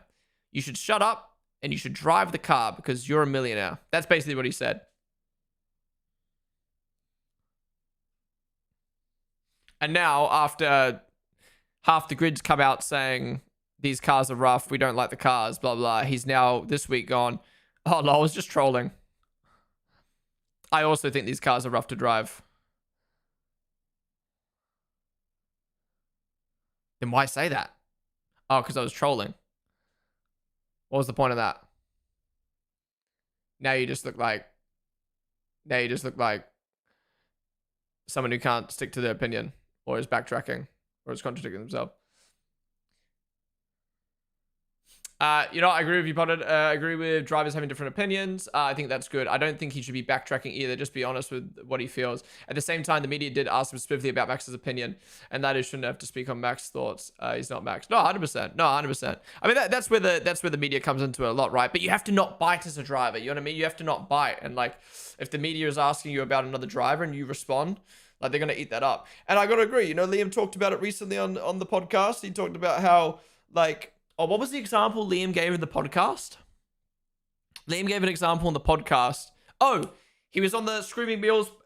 He was on the Screaming Meals podcast back when he was in F2, and they were talking about how McLaren is a Kiwi F1 team, and they were like, "Where's the Kiwi national anthem?" Red Bull, Austrian team based in the UK, play an Austrian national anthem. Mercedes, German team based in the UK, play the German national anthem. McLaren, Bahrain-owned team, founded in New Zealand, play the UK national anthem. Where's the New Zealand national anthem? And the headlines were, Liam Lawson outraged that they don't play the New Zealand national anthem, blah, blah, blah. You know, like, blowing it up. When Liam was clearly trolling. Like, you know, it doesn't take a rock and... It wasn't dry humor or anything like that. It was like he was clearly trolling, But at the same time, he was just bringing up like a good point. Like, why don't McLaren play the New Zealand national anthem? And then the headlines kind of like, you know, spout shit. And like, that's always going to happen in the sport. And sadly, and I do feel for drivers like Lando who maybe don't like, I don't know. I feel like you've got kind of like, I don't know. I feel like you've got 4 ways you can approach media. You've kind of got the Lewis Hamilton approach of you're kind of always positive. You're always PR, at least in the recent years. You're very PR. You very much think about what you're saying before you say it. And you kind of like have this kind of like, you almost put a character on. Like, I don't mean that in a negative way towards Lewis, but like, you almost have this character for yourself. You have this personality and you stick to that personality. You don't go off your feelings. You just kind of say what you kind of stick to that narrative. And Lewis's narrative is like always being positive, always, you know, like, you know, blah, blah, blah. Then you've got drivers like Max who are very like, he says it how it is, says what's on his mind, says how he feels, doesn't backtrack, doesn't bounce around, doesn't kind of like this, you know, he'll throw some jokes in there and stuff like that. But it's very harsh. And I think a lot, you know, obviously people can disagree with that because it can come across like he's always complaining, always harsh or whatever. Then you got drivers like Russell and maybe Charles who are very, if I'm going to be honest, not PR in the sense of like Lewis where they have like a brand that they want to stick to, but they're very, like, I mean, George is getting better actually. I do like George a lot, but like Charles may be a good example. Like, he doesn't really give much. Like, he doesn't really give his opinion much. Like, when Ferrari doing bad, he doesn't talk shit about Ferrari. When the car's bad, he doesn't talk shit. When he gets taken out, he doesn't talk shit. But at the same time, he's not like, I don't know, he doesn't really like have a, they're just kind of like, they're almost like a puppet, I guess you could say. And then you've got Lando, who is one of those drivers who kind of says anything and everything, and I think just says how he feels at the moment. So if he's feeling angry, he speaks angry. If he's feeling in a jokey mood, he jokes around. If he doesn't really think about like his image or like how that might affect him long term, or like, you know, prime example, for years saying how the fastest car, like, oh, if you put me in the fastest car, I'd win, and blah blah blah blah, and then didn't really think like, oh, once I have the fastest car, what's gonna, you know what I mean? And then comes to bite you in the ass. Like, he doesn't, kind of like flip-flops everywhere. And like, you know, there's a positives in that, which is like, there's positive and negatives to every approach over media. And I love how Lando is just himself. And like, you're a human, right? Humans at the end of the day change their emotions, they change their opinions, they change their thoughts and how they feel. 1 minute you're gonna be pissed off, 1 minute you're gonna be happy. And if you're, you know, take Lewis, for instance, if you're pissed off and you just pretend that you're being happy all the time and positive all the time, then, well, I mean, like, I don't know. I want to hear your actual emotions. So that's good if Lando's approach of like media of just like being himself is good. But it definitely comes to bite you in the ass when, you know, he says something in the media 1 week and then a week later he's like, oh, fuck, I kind of regret saying that now. So yeah, I don't know. I think there's always different approaches when it comes to like the way they present themselves in media. And like, you know, some people hate Lewis and his positive approach. Some people hate George and Charles and their approach of just being so PR friendly puppets. Some people hate Max because he's too harsh and too negative. And some people, such as myself, really don't like Lando's media ways of just kind of saying, I don't know, I just feel like he flip-flops all the time. 1 week he'll say one thing, 1 week he'll say another thing, and it's like, it annoys me so much, man. But the main problem here is not the opinion he had, it was just the fact that he backtracked. Like, there's nothing wrong, like I said, there's nothing wrong with changing your opinion. There's nothing wrong with being like, oh, well, look, I enjoyed the cars last week, now I've had a bit of a think about it, and I feel like I don't like these cars. Just say that. Why sit in an interview and be like, actually, I was rage baiting, lol? No, man. I'm not buying that. I'm sorry. I'm not buying that. You saw all the comments online. You saw how many drivers were saying they don't like the cars, and you change your opinion. And that's fine. But don't pretend you were joking last week. Just say you changed your opinion. That's fine. But then again, But then again, you can't win, because if Lando had came out and been like, yeah, look, last week I enjoyed the cars, this week I'm not enjoying them as much, or like I had more of a think and I've changed my mind, you would still have people being like, look at Lando, not thinking before he speaks, changes much. So at the end of the day, you can't win.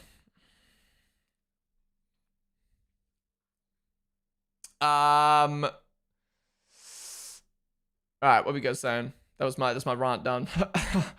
Why is it not the live preseason F1 on the app? It should be. I'm watching on F1 TV right now. I wish we didn't hear Max's opinion at all, and Lando said had said negative things about the new cars just to see fans' reactions. Well, I'm pretty sure it would have been a lot different than what Max received. Maybe you're right, Avatar. I mean, Lando definitely does get a lot more hate than he deserves. And again, like, I don't know. I feel like, again, I'm very critical of Lando. I feel like I'm very critical of every driver in the sport, and there's personalities I'm more attracted to than others. And, you know, Lando's one that I'm maybe in recent years more critical on, because I tend to disagree with him a lot on things. So yeah, I agree. I feel like, you know, if you flip the narrative, I do think Lando might have gotten more criticism than Max got, but I saw so much criticism for Max about the Formula E comments. It wasn't until the other drivers like Alonso and stuff who came out and kind of said their opinions that Max kind of started to get more backing. I don't know. Another complaint about the race starts with the pits. Lando, you'll be all right. He was basically saying you shouldn't complain about the workplace and how it functions just because you're getting paid. Yeah, exactly. And I disagree with that completely. It's not a big deal. Just stop taking his opinion seriously. Assume that he's always chatting shit. But I feel like I don't like that. You know what I mean? I disagree with that. Like, take Kimi Raikkonen, for instance, right? Champion. I have a lot of respect for Kimi Raikkonen as a driver in his career, but I'm not really a fan of Kimi Raikkonen as a person, and there's nothing wrong with that. You know what I mean? There's nothing wrong with me not liking Kimi Raikkonen's personality. And do you know why I don't like Kimi Raikkonen's personality? Because I think he's boring. Because I don't want to hear a driver go, yeah, race was good. Cars were good. Tires were good. He's basically Lance Stroll, except actually good and actually cares about driving the cars.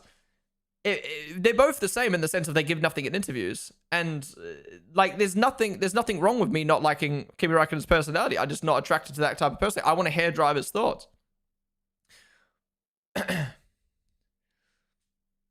But yeah, saying, oh, just don't take Lando's opinions into account. Well, maybe I'll have to do that now, but I feel like I shouldn't have to do that. I rely on listening to the current world champion, by the way. I care about hearing the current world champion's opinions on the cars. And if in one interview he's going to say something, and the next interview be like, oh, lol, it's just trolling. I don't want that, bro. That pisses me off. Just like it pisses me off when Kimi doesn't give info. I just don't understand why Lando had to bring money into it. Well, like he said, now he's just trolling, right? I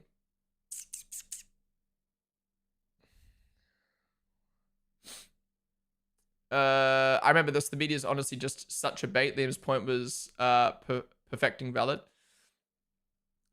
George and Charles media regimes. Tons, you need to chill out, bro. I've been seeing a lot of your comments in chat. Please chill. Please chill. The thing is, Norris is a media bootlicker and will do anything for them, even though it's currently working against him. I was going to name it Rage Baited, but didn't want to piss you off. Wait.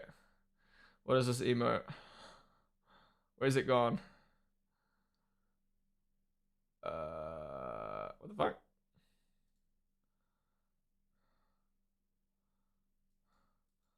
Why won't it load?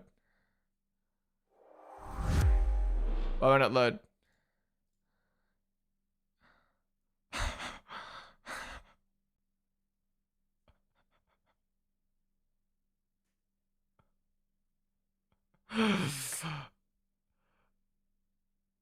I'm kind of mad that I was off the screen for it though. My neck too long.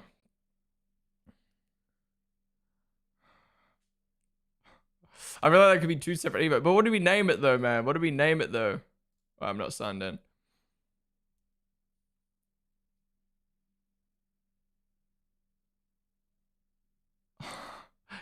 that was my genuine reaction, by the way. Like I'm not even lying.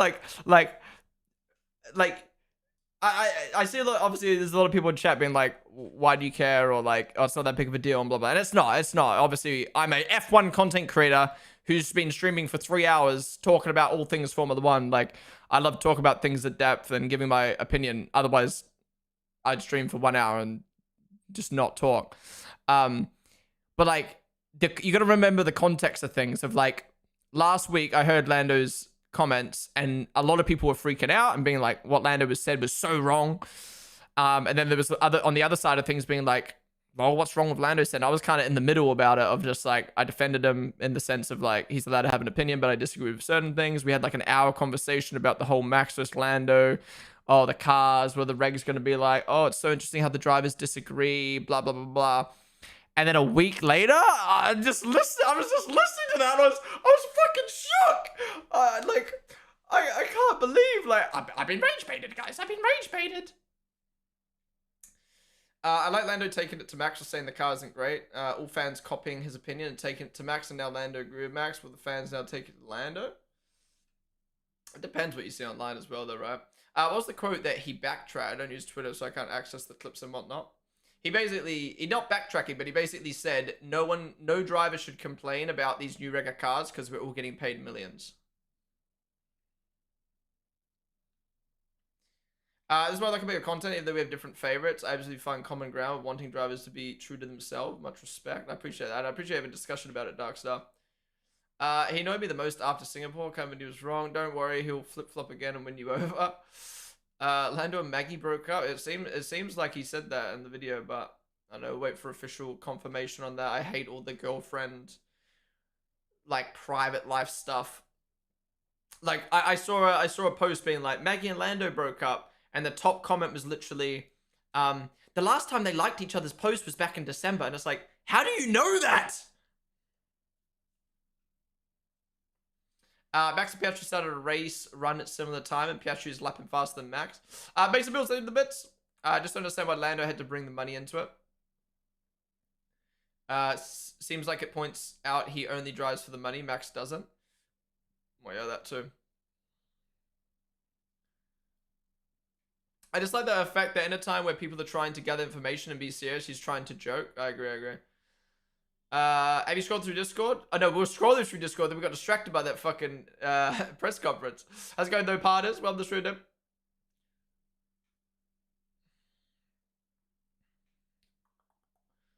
Max only at 120 laps, which is good considering how awful Hadja's day is. Yeah. Well, this is not helping the narrative though. This is not helping the narrative though of Red Bull favor Max and testing. Oh mate, Max got the most hate I've ever seen during 2021. It's just what happens when you reach the forefront of the grid. It's like being under a microscope. Oh no, 100%. As a Lando fan, he gives me a headache sometimes with what he says, but it doesn't justify the misogynistic comment towards his female fans. No, I agree. It doesn't justify that. I hope Lando constantly backtracks, says dumb shit, brings money into it. He doesn't think before he speaks, and you never really know when he is being genuine. I feel like this year will bring out the ego even worse, after only one WDC lol. Amazing, David the 100 bits. Yeah, I mean, I agree on the backtracking and obviously saying some dumb stuff sometimes. And yeah, it wasn't great he brought the money into it. But will it be worse this year? I mean, that's the thing. I was really hoping to see a more relaxed Lando. Like I said this last year after he won the championship coming into the season, I was like, I really hope you see a more relaxed Lando. You know, a Lando that kind of thinks more before what he says, doesn't care about what the fans think. And like, you know, the season hasn't even started, and, you know, he's already admitted that he kind of like was trying to rage bait people and slash change his opinion because of what people were saying. And it's like, Lando, just don't worry, man. You're a champ. You've got the champ under your belt. You've got so many fans who love you. You've got, you know, you're one of the most loved people in Formula One. And I know people are going to disagree with me because apparently he's one of the most hated. But because he's so popular, he's got a lot of people who love him and he's got a lot of people who hate him. And I just want him to be himself, man. I just want him to be himself and not care about what the media says, what this person says, what Max says. Just be yourself. Drive your car fast. And, yeah, if you like the cars, you like the cars. If you don't like the cars, you don't like the cars. Just, yeah. There's some rumor about some argument on New Year's. Wait, while we're yapping, Kimmy went up to the top. Sorry. I was scrolling up too far in chat. Kimmy, 32.8. All right, so Hamilton up to P5. Okay, so Mercedes back up there with McLaren now. Fastest time of the entire test. Are you using an iMac or a PC? I'm on PC, my dude. Why do I look like AI? The amount of hate that guy gets is getting because of a comment to a comment. Man, people can be extremely sensitive. Why did he bring money into it? Have Ferrari had another problem, or was the car pace not good today? Well, they just got to P5, but yeah, they were having a lot of problems today. Yo, what have I missed? I'm hearing you discuss Lando quote. Was it he said? Oh, you have to go on Discord. It's one of the recent things he put in there. Lando did apologize for saying outrageous things last year, but seems like he's now back at it. Yeah, wait. Yeah, didn't he say in his championship interview something like, you know, he said a lot of comments over the years and like he regrets them and like, you know, blah blah blah blah. And it was like, damn, I respect that. Like he you know, he realizes where he's messed up and like how that's a problem and how he's being perceived for that. And then first public test, bro, instantly starts trolling in the interviews again. Like what? And admitted to it. The most love is Alonso. We all love Alonso. All right, the last thing I want to say about this Lando thing before we move on, because we've been talking about it for fucking ages. At the end of the day, some people will love Lando for that silly, goofy, you know, says how he feels and reacts, says things based on his emotions. And I think there's a lot of people who don't like it because it comes across as like, you know, like having an ego and kind of just like not being able to handle your emotions and maybe flip-flopping your opinions and blah, blah, blah. At the end of the day, there's no right or wrong. It's just when someone... I think what annoys... Again, I always say this when we have the conversation about Lando. I think the thing that annoys me is like there are drivers I love that other people don't like, and there's drivers that I don't really like so much that other people love. And Lando's one of those drivers where more and more, for some reason, he just says and does stuff that annoys me. And again, I don't hate Lando. I don't fucking hate Lando. And me criticizing Lando or saying, I don't really like that, I'm not really a fan of what Lando just did or what Lando just said, is no different to me saying, I don't like when Kimi Räikkönen does that, or I don't like when Stroll does this, or I don't like this about this driver. But for some reason, it's seen as hate because other people hate on Lando. And just because there's people out there who are like, I want Lando to crash, Lando's a shit champion, Lando's this, Lando's a Nepo baby, all this stuff, doesn't mean that I think that just because I'm not as much of a fan of Lando as I'm much of a fan as other drivers. And I think that's what annoys me most is like, I don't have to like Lando like other people like Lando. But it doesn't mean I fucking hate him. I love every driver in the sport other than probably Stroll. And I think that's just what's tough. It's like, I feel like I can't even like not like Lando as much as other drivers without people thinking I'm hating. Like, I don't know, correct me if I'm wrong, but I don't think there's ever been a time where I've like cheered on Lando doing bad. Maybe I've cheered on other drivers to do well, but I don't know. The last thing goes in another essay. No, I'm done now. I'm done.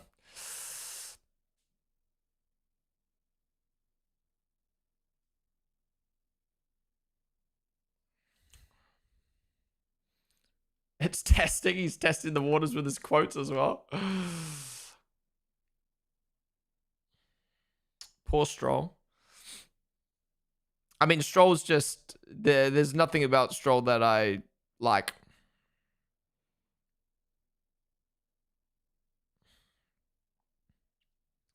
You were curious about the drivers complaining? What is this? Alright, let's go back to scrolling Discord before we get to the end of testing. Oh, that quote's deleted now. Wait, am I banned? Wait. I think I've just clocked. Is that tweet not work or am I blocked?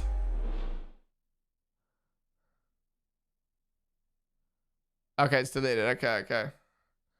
I was gonna say, there's been too many tweets lately. There's been too many tweets lately that are like not loading for me. Was I just blocked? But no.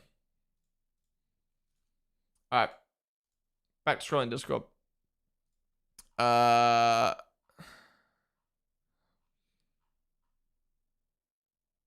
Me when I rage bait an F1 interviewer, put phone on vibrate and put it in my ass. What?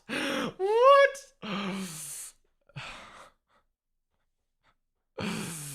Oh, I can't, bro. I can't.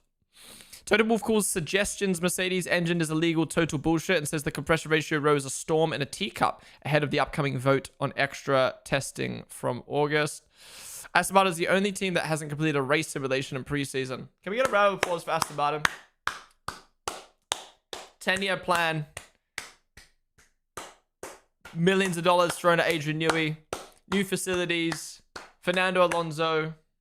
All to just suck. I actually think it's going to happen. I actually think they're going to end up having a goated car in a few years with no driver to drive the car.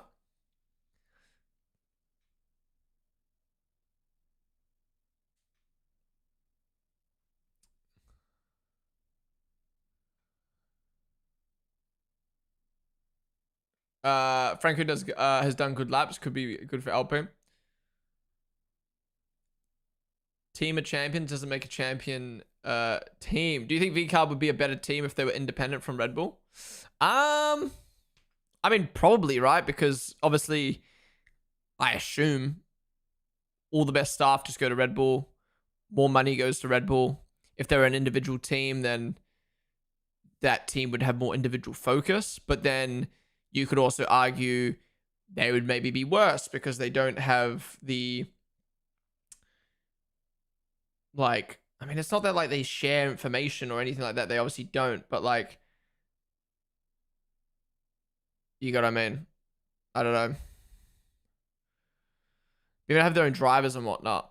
I mean, it's one of those ones where it's like, yeah, maybe the other team would have better drivers, but maybe we wouldn't have got Albon in the sport. Maybe we wouldn't have got Hadja in the sport if that second team didn't exist.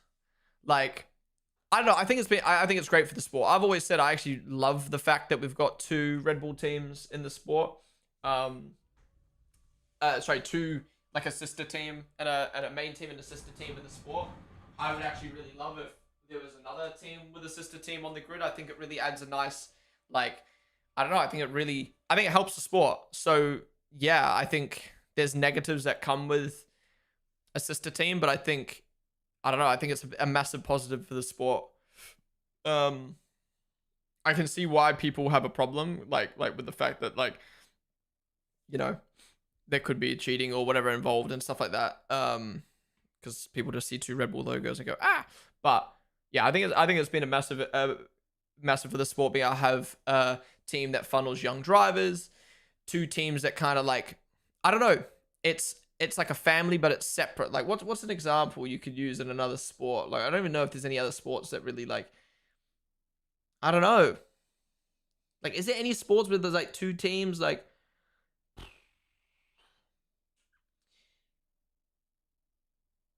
I don't know. Yeah, I don't even know. I don't know. I just think from a marketing standpoint, from a team standpoint, I don't know. The negatives outweigh the positives, you reckon? I guess it rides on the fact that if the sponsors are with the team because they're for Red Bull and taking away Red Bull would take those away, it could be a big impact. Can you go over how the quality will work with between two drivers? So basically the same as normal, Q1, Q2, Q3. 6 drivers go out in Q1, 6 drivers go out in Q2, 10 drivers fly in Q3. It's very simple. It's just 6, 6, 10 instead of 5, 5, 10.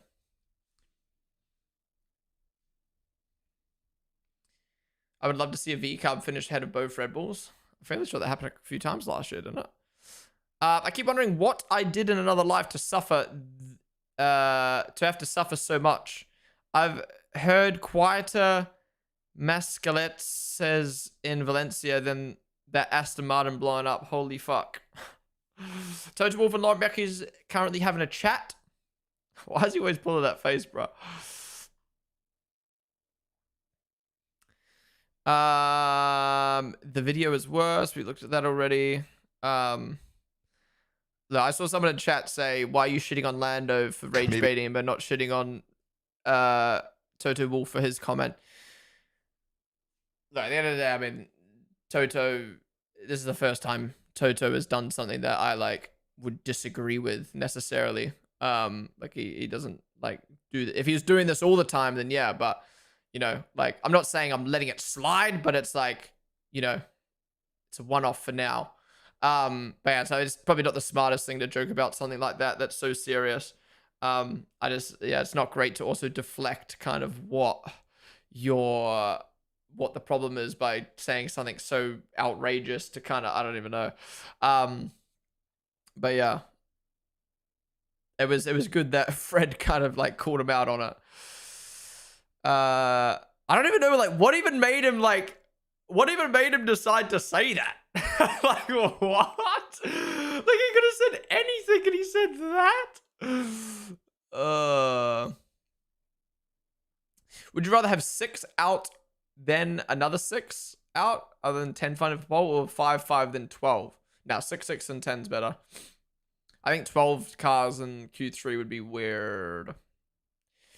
I mean, hey, VCAL was solid last year. I think it's great to have a team purpose-built to help drivers grow into a new environment. No, 100%. 100%. Solid lap from Checo. Where's Checo gone? P14. Yeah, I mean, they're out of the 4-second range. Not bad, not bad. The best purple, green, yellow in the entire history of Formula 1. F1 Grand Prix races to screen in IMAX theaters. Formula 1 fans will soon be able to watch championship races on the big screens. Hell yeah! F1 teams will be invited to run with reduced electrical power deployment at times during the final Bahrain test to help evaluate a backup plan to resolve the main engine complaints.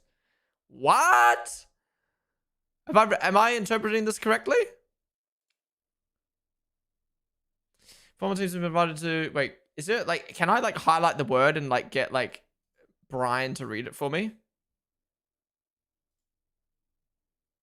Yeah, read it out for me. Oh, yes.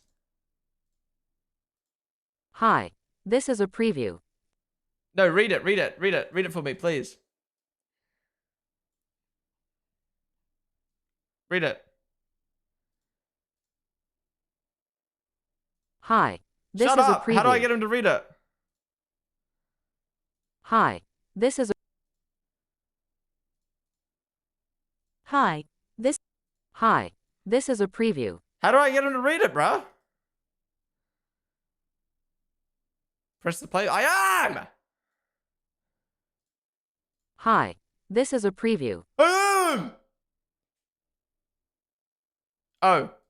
Formula 1 teams have been invited to run with reduced electric power deployment at times during the final Bahrain test to help evaluate a backup plan to resolve the main complaints with the 2026 engines, the race can reveal. The main concerns with the new power units relate to the techniques required to charge the battery and whether full power can be deployed enough across a qualifying lap in particular. Teams You guys are distracting me. Stop. You guys are distracting me. Let me listen. Formula 1 teams have been invited to... The main teams are using more aggressive downshifts and super clipping, stopping electric power deployment to run the MGUK against the engine while the driver stays on full throttle to charge the battery, alongside conventional recharging methods like braking and, to a lesser extent, lifting and coasting.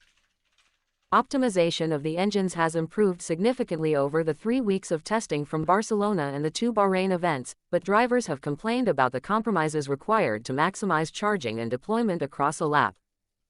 Suggestions have been raised for how this could be improved for the start of the season, but stakeholders are wary of making regulatory changes before races have even taken place. The FIA said on Wednesday that, after a discussion at that day's F1 Commission, evaluation and technical checks on energy management would be carried out over the remainder of this week's Bahrain test, which the race understands relates to teams being invited to run with reduced MGUK power output. If they do, it will be useful data to understand how much of a difference reducing the peak MGUK power makes to the recharging requirement around the lap.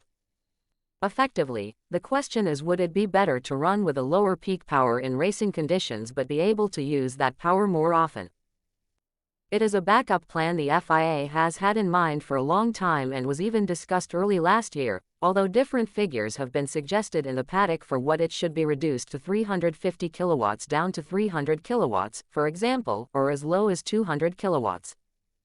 But it would mean changing a core aspect of the cars, that the electric element contributes almost 50% of the total power output, in race trim, so is not a preferred route.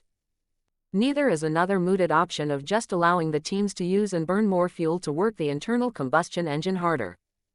Another change that has been proposed, though, is to increase how much the battery can be recovered with a super clip.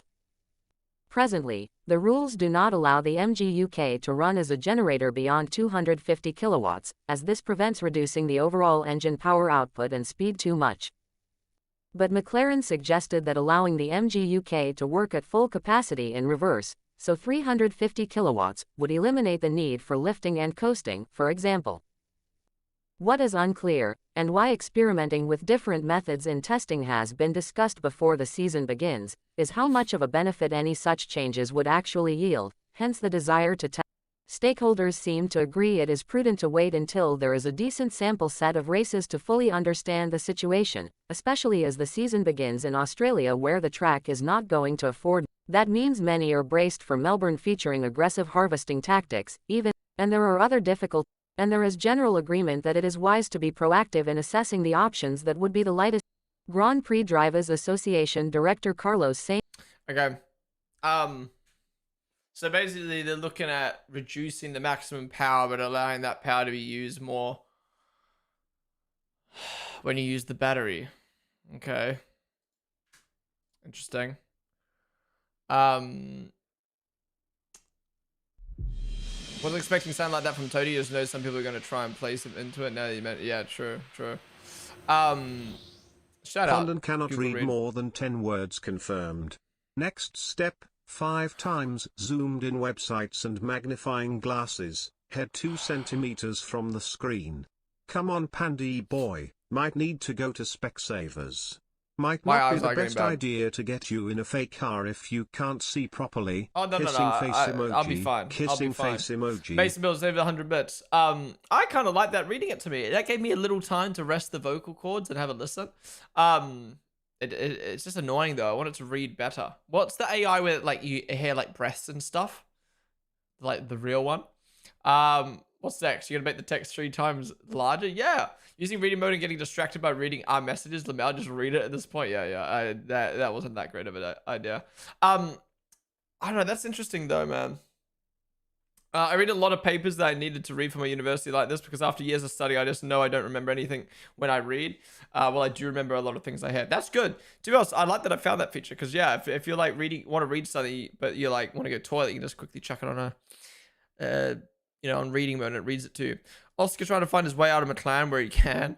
Sad photos of Alonso trackside. Oof. Charles, I agree with everything Carlos said. Oh, cool. Nice video. Breakdown. Event about to start. Spin. Breakdown. Adrian Newey pissed. Thing hanging out the back of the car. It's over. It's over for Aston. F1 fans praising Fry's new upside down rear wing. Fry mechanic who accidentally installed it backwards. Imagine. 30 minutes left to test. Yeah, we'll go back to watching testing in a sec once we've caught up on the Discord. F1 teams invited to run with reduced electrical power deployment at times during the final Bahrain test to help evaluate a backup plan to resolve the main engine complaints. We just read that. Only good things to hear. Alan Permain, your boss, was saying yesterday that you're doing everything he expected of you through pre-season. How has it been, though, kind of building up and getting ready for your first race in Australia? Yeah, it's been good. I mean, obviously, it's a big change this year, so there's a lot for me to get up to speed with, as well as the team. But no, things are going well so far. We're getting through all the program. So, no, I think it's been positive, and just looking forward to getting on track again tomorrow. To learn a bit more, to improve myself, and yeah, looking forward to Melbourne. Alan Permain, your boss, was saying yesterday that you're doing everything he expected of you through... Good. Slay or pray with Arvid. In the car during a race, that's what everybody wants to know. Do I have to say slay? Hey everybody, we are going to be doing quick fire slay or pray with Arvid Lindblad. So first up, ice baths, slay or pray. Slay. Slay. Being an F1 driver without a driver's license. That's pretty slay. Pineapple on pizza. No. Slay. Oh, pray, sorry. Yeah. No, just no. Wearing socks to bed. No. Pray. Your cooking skills. Pray. Pray. They're not good. No. What's the best dish you can cook? Yo, we said it all the same so far? No, he said pray for pineapple on pizza. Take the L. Mac and cheese. Kraft mac and cheese. No, I reckon I could do like a pasta. Oh. I'd make a solid toast though. Eggs and toast. Eggs on toast. That's Yeah. pretty good. Same. Lightning McQueen. Slay. In the middle. In the middle. Yeah, I'm kind Liam of hasn't sure. influenced you yet. Yeah, I know he loves that, doesn't he? Exactly. Dad jokes. Pray. Really? Peeing in the car during a race. That's one everybody Pray. wants to Fuck know. that. Pray. Pray. I mean, if you gotta go, you gotta go. But I mean, I don't really plan on it. Good little video there. Did she get credit? Did she get credit? Yeah, nice. Peeing Nice. in the- Good crediting. Good one. Anyways, sorry. Valley Crusher, I reckon. Is this the same girl that got roasted on TikTok for a take on F175? Sadly, yes. Breaking. That it was not a problem at all. That's crazy, man. It's a year since she said that, and people still remember her for that.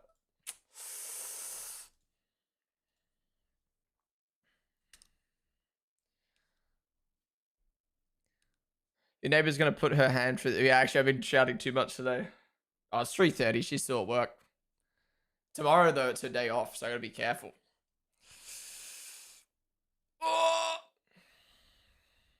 Because people talk about being fake, Lamel. That was fake. What'd she say? She said, what did she say? She said something about like F175. I mean, it doesn't matter. I think she apologized for it, and it was like a year ago, but it was something about like, I think she was like shitting on F175, but like, and about like it just being like influencer centric or whatever, even though she gets to do some pretty cool opportunities as a creator herself or something, and then people are just, I don't know.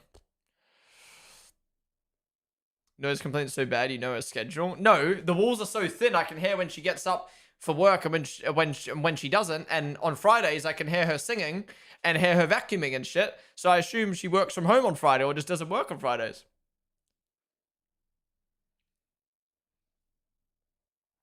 But on a real though, if she knocks on my wall at all during Oz or Chinese GP, I am not going to be happy, because you already know my stance on the whole noise situation. Like, the walls are thin. Don't be wrong. I can imagine it must be annoying to live next to someone like me who talks in their room and sometimes shouts in their room during the day.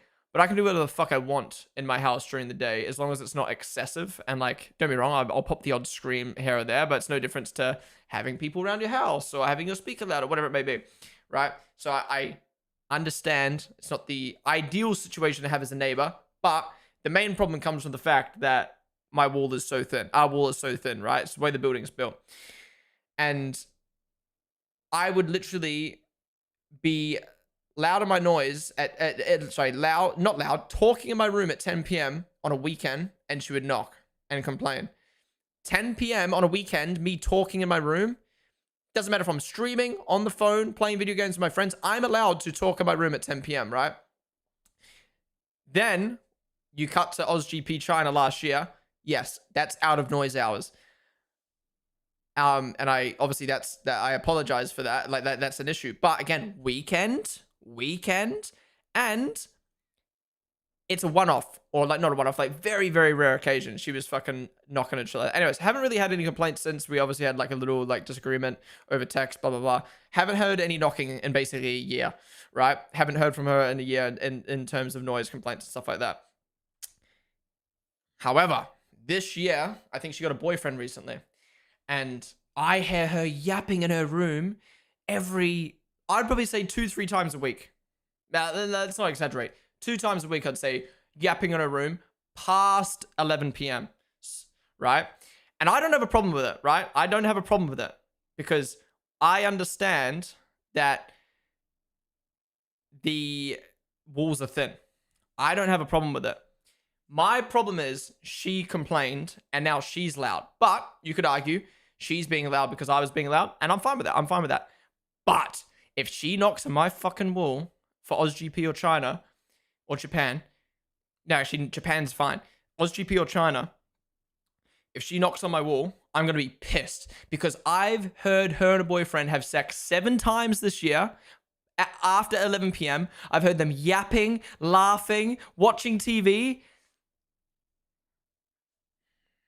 So if she fucking knocks, I'm not going to be fucking happy.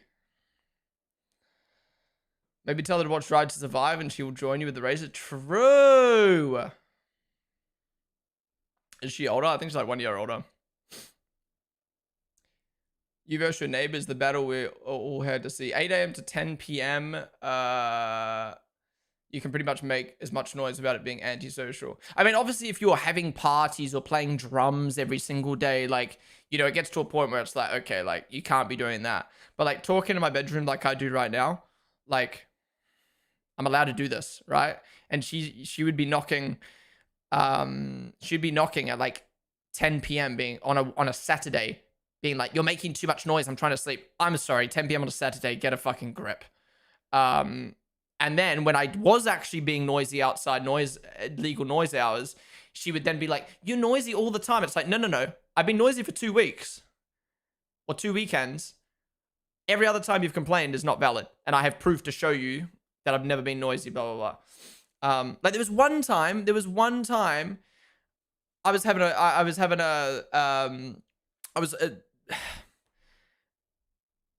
a problem in my room, and it was like early in the morning, and Hannah came in and was helping with the problem, and we were talking, and she fucking knocked on the wall, and it was like, we were not even being loud. We were literally talking. We were trying to fix the fucking problem. And it's like, bro. And that ticked me off. That was probably the one that ticked me off the most. Because it's like, I could be having a fucking heart attack in my room. And, you know what I mean? And I'm on the phone, like, to the fucking ambulance. Like, oh, fuck, I'm having a heart attack. And she's just fucking knocking.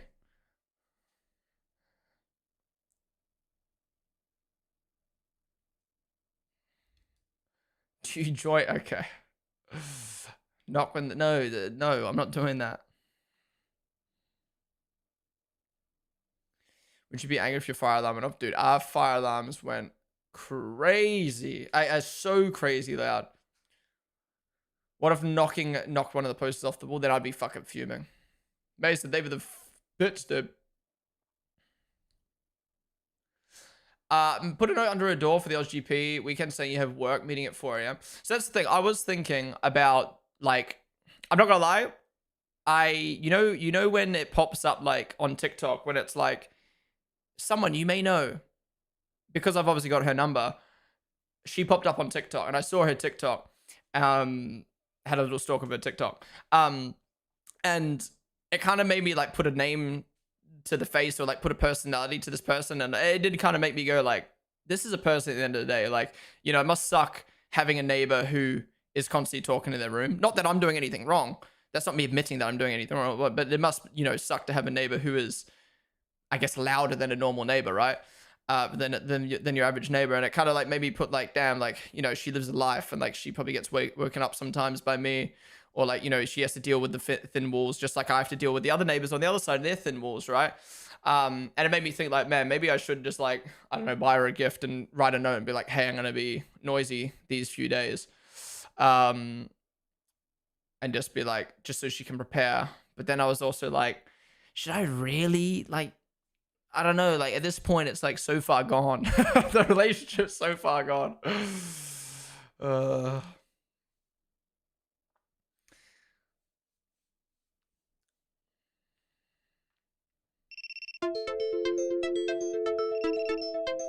Thank you, TikTok. Generational crash out from Ponden. We have a neighbor's dog bark from 6 a.m. till night. What are you gonna do? Sounds like you'll need to sit down and hash things out, get it all out there, and hopefully come out better neighbors. Invite them for dinner and talk.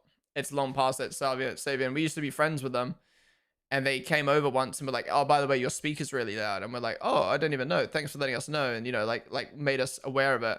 And then it just got so petty. Then it just turned into knocking on the wall. It turned into texting.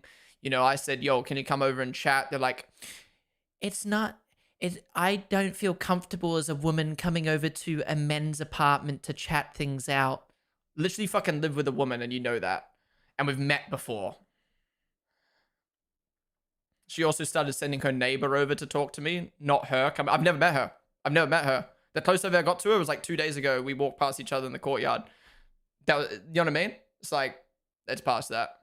And I told her that. I told her that on text. I was like, look, I was more than happy to talk this out with you and like find a compromise or like explain to you like this, that, and the other, but you've not made a single effort to actually try solve this professionally other than knock on the walls and get your housemate to come chat to me. And I've made an effort of trying to reduce the noise where I can, but if you're not going to understand that, you know, me talking in my room at normal volume is pissing you off and it's only because the walls are thin, it's not to do with me, it's just the way the room is, then I'm sorry, you can go complain to the building manager because I'm not doing anything wrong. And if you're not willing to understand that, then I'm not going to be willing to talk to you about this anymore. And that was the last time we spoke, which was like this time last year.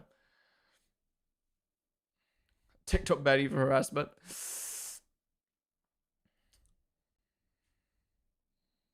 Generational rivalries, Senna vs. Prost, Verstappen vs. Hamilton, Lauda vs. Hunt, but nothing beats Ponden vs. Neighbor. Why not get acoustic water? So acoustic foam only stops echo. It only stops reverb. It doesn't stop noise traveling. Noise traveling through objects is by how thick the object is. Can't make the wall thicker. And also the wall is like 4 meters tall, I think. So you're not going to have enough foam to cover the entire wall. The building manager will probably tell her to F off. Well, that's the thing. If the building manager cares and then wants to legally give me a notice or whatever, well, they can't because I've legally done nothing wrong. Being loud in your own house 3 times a year doesn't warrant a legal notice. Over half the time she's complained, it's been before 11 p.m. and on a weekend. Anyways, I yap about the neighbor too much. I don't think I've yapped about the neighbor in areas, but put it this way. I am praying that we don't have any problems for Oz and Japan. And if we do, I'm going to be fuming more than normal because she's been going at it this year.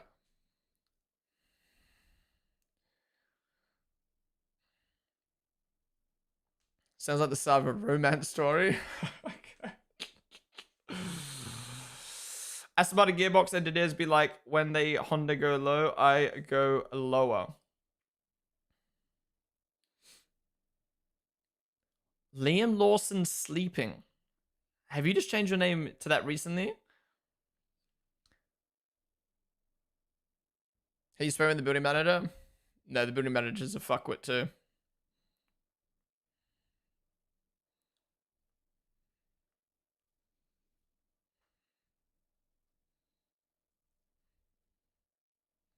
Just knock the next time. No, I don't see. That's the thing. Everyone, like my mum, my friends are all like, knock on the wall back. I'm like, I'm not petty. I'm not a Lando. I'm not gonna complain about fucking something and then go do it myself, bro.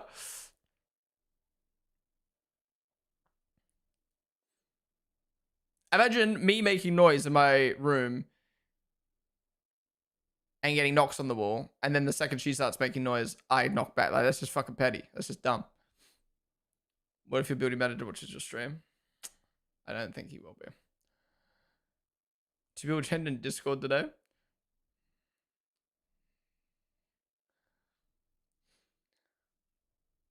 I live in a Soviet apartment block and the concrete walls are so thick I could have a party at full blast. Oh, that's the dream, man. That's the dream.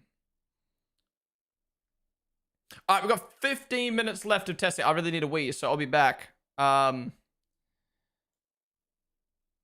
We should get a test start here in a minute.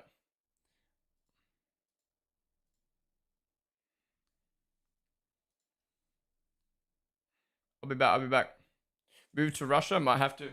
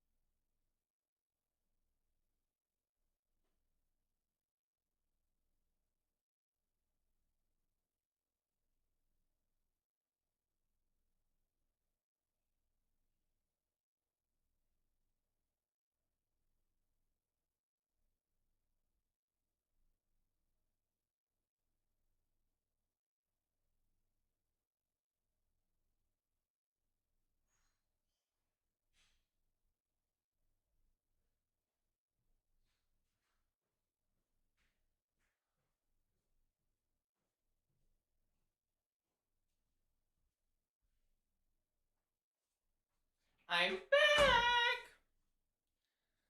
So depressing without music. Just sit here in silence. Yeah, I don't like running music during watch-alongs because, again, like other people have got the broadcast up. But I definitely have missed the music. Actually, what I normally do is I have music playing, but just for me. What did they change about the start yesterday? So they just had a light sequence run for they had a light indicate cars to start revving 5 seconds before the light sequence starts. So that way they can get enough revs in before the lights go out. Is this Aston Martin's actual speed, or did they not practice fast laps? Apparently they haven't done any high fuel run. Sorry, they haven't done any they haven't used the overtake or the boost button yet. Whether that's true or not, who knows? Damn, that Ferrari looks quick right now. What are the rumored issues with fuel and turbo that Ferrari nailed and everyone else screwed up? So basically, a year ago, Ferrari went to the FIA and said, hey, look, we've discovered this problem, or we think race start's going to be a problem because X, Y, Z. And FIA said, or just ignored it. So Ferrari were like, well, let's try to solve this problem for ourselves before the start of the year, which is the fact that you need more than 5 seconds, which is how long the light sequence usually takes, to rev up your car to get the battery fully charged. Ferrari spent a lot of time figuring out a solution to this problem. They found a solution. We now show up to testing, and every team other than Ferrari, and I think Red Bull, have said, hey, we've got a problem. Our car doesn't have enough. We don't have enough time to get the engine started. We need the procedure to change. And Ferrari have gone, no, we're not changing the procedure now. Like they voted against it because they're like, well, we've fixed it. Why would we vote? Why would we want it? And Ferrari are completely right. Like, they've found a solution. So now the FIA have, well, they haven't made a decision just yet, but it looks like what's going to happen is from now on, there's going to be an extra 5 seconds for the cars to rev their battery. That way it half solves the problem. That way it gives the teams enough time to rev their engine. But Ferrari still have an advantage on the starts because they've solved the problem. So, yeah. You're missing the point. Up for a report and no one else wanted to change it. So then they said, well, we sold it. Now you're probably, yeah. Do you think a slow Aston Martin will make Fernando more or less likely to retire? Oh, more likely. There's no MGUH to cool the turbos and charge the battery anymore, so it will take longer to do that. Otherwise, the battery will be empty halfway through the straight. Yeah. Aston Martin can't use full power for the engine because it will explode. Yeah, that's a rumor. So I think we found a nice middle ground now where I think these cars do need the extra 5 seconds because of the way the cars are now. But going more than the extra 5 seconds, I think, is a bit ridiculous because then you just don't end up solving the problem. And I don't know, Ferrari already solved it. So now it's the other team's responsibility to solve it as well. Lexi, there with the bullet. I don't get what Lewis and Nando have left to prove in F1, especially Lewis. I mean, it's the love of the game, right? You know, I think a lot of people out there, a lot of people really believe in, like, money solves your problems. And, like, why Lewis has 7 championships. He's rich. Why does he want to keep doing this? But, like, you know, it's Lewis's dream to drive in Formula 1. It's all he knows. All right, there you go. Red flag. So they'll come into the pits and then they'll do their practice start. You know, it's the love of the game at the end of the day. Lewis doesn't have anything more to prove, but he wants to be the best at all times. Not just about being the best at one point. He wants to be the best all the time. Based on Hamilton's pace, that means Leclerc will be on par with Verstappen. Who's to say Lewis ain't going to be on Leclerc's speed? I'm not going to lie. I did my teammate head-to-head predictions last week before testing. So 2 weeks ago before testing. I would change them slightly now. I definitely would be a bit more lenient on Lewis. I had like Leclerc dominating Lewis. I'd probably give a few more points towards Lewis now after seeing how he's like these cars. Who else would I change? I'd probably be a bit more loose on Antonelli as well. Kinda, sorry, on Antonelli as well. Yeah. Yeah, one more testing. Final day of testing tomorrow. We'll be live for the last 4 hours. I'm not gonna lie, I've really enjoyed today's stream in comparison to yesterday's testing stream. I think we had a lot more to talk about today. It's been a lot more fun. There's been like some good discussions, some heated discussions. You know, we had a lot more to talk about today. Part of me is like, fuck, I wish I streamed the full 9 hours. But then again, if it was a full 9 hours, it would have been way more drawn out and blah, blah, blah. Anyways, we'll be live for the last 4 hours tomorrow. Well, it depends what time I go live. I'll be live in the afternoon. I don't know exactly what time. I'm going to aim for the full second half of the day like I did today. But it depends what time I get home. Thought about animated Williams info screen. They're really cool. I hope they had some more stuff to them. Imagine adding the driver's eyes. I'm surprised you aren't playing any music. Wait, do you guys actually want music? Okay, let's run a poll. /poll. Do you want music during watch-alongs? Yes, no, don't care. Don't care means like it doesn't affect you. Yes is like you really want it. No is like you don't want it because it's disturbing. Basically, if there's very, very minimal people who are like, I do not want music, then I'll play music. But in my mind, I'm like, if you're watching F1, you've already got the commentators. You've already got me. Then adding music on top, like, that's just fucking annoying, even though it is quiet.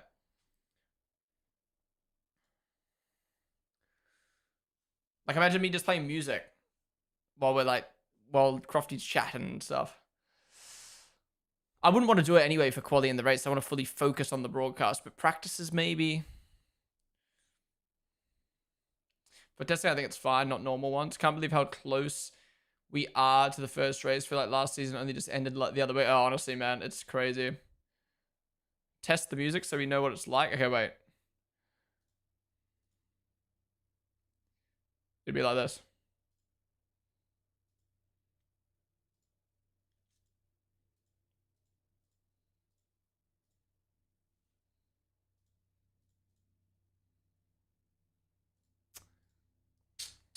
It's kind of disturbing me. I'm not gonna lie.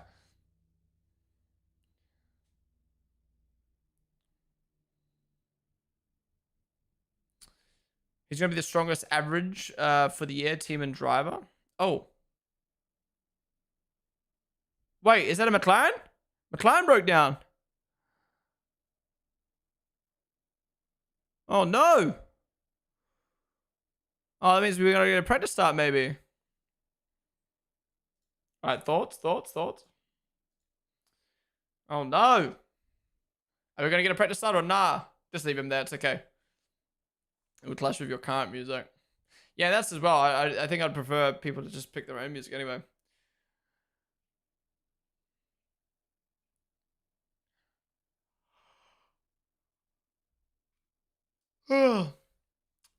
It's quiet enough to not really bother anyone. If you start playing music, I'd have to close your stream, unfortunately. Why is that?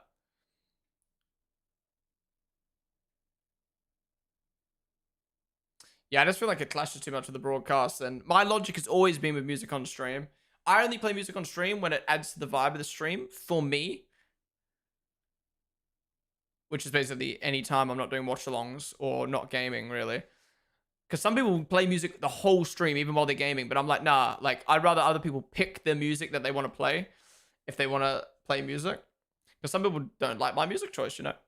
But there's definitely times like during the shakedown streams and last week's pre-season testing streams where I played music because it's like, I don't know, it just adds to the vibe of the stream. We sing along. We're on the same vibe. Wait, so they're actually going to do a practice start? You're going to do a formation though? Okay. So who we got? Everyone but Aston again? Everyone but Aston and McLaren? No way.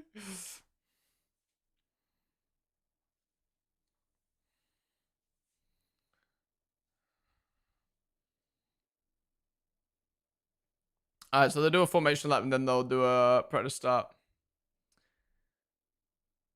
Does testing times matter more now than 25? Oh, 100%. I don't like how they're lining up a gap in between each other. I know it's for safety, but like, part of me is like, they should like, I don't know. Yeah, I don't know what keeps that. I need to turn off the commands. I keep forgetting about the commands for F1 Play and F1 Fantasy. Alright, extra formation lap. Classic voting outcome. Yeah. Yeah, I don't think I'll play music during watch long streams. If you want music, add it yourself.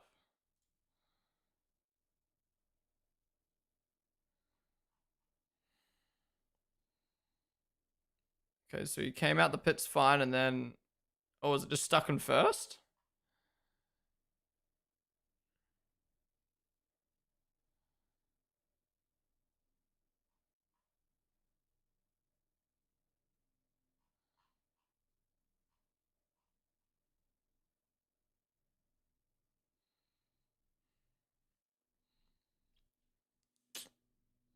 Yikes, dog.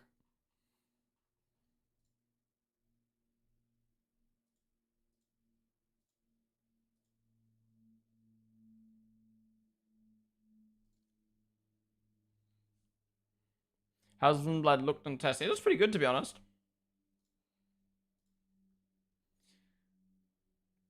Oh, he's gone again. Fuck. Didn't rev long enough? Why does that red light look pink? The camera keeps cutting out there. I wonder if that's because they maybe haven't got enough antennas and stuff set up because it's just testing. Or if there's like a problem. That's so fucking annoying. Alright. Third race start of the season. First one went well. No. First one went terribly. First one was terrible. Second one went a lot better. Let's see what the third one's like. I really hope they push to the max now because all the comments were they look so slow. So hopefully everyone just pushes full out. It's the fourth. I mean, I guess in the morning they had a couple practice starts, but there was only like a couple drivers involved. Max P1, what we like to see. All right, here we go. I like the hazard lights personally. I think it looks cool.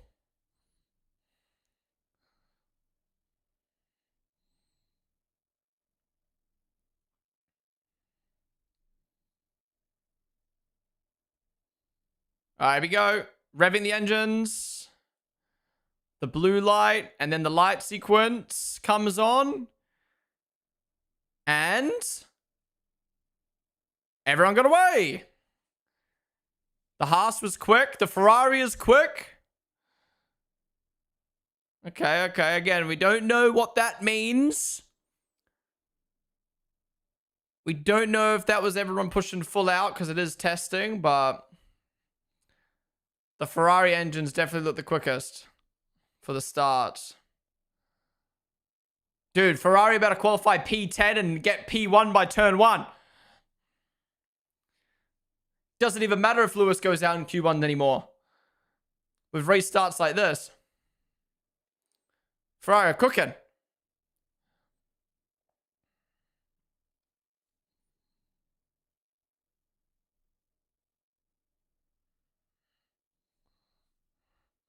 Yeah. Ferrari's starts are insane. And then also Haas being second best. But again, you don't know who's conserving, who's not. Here we go. Lewis with his iconic... Yo!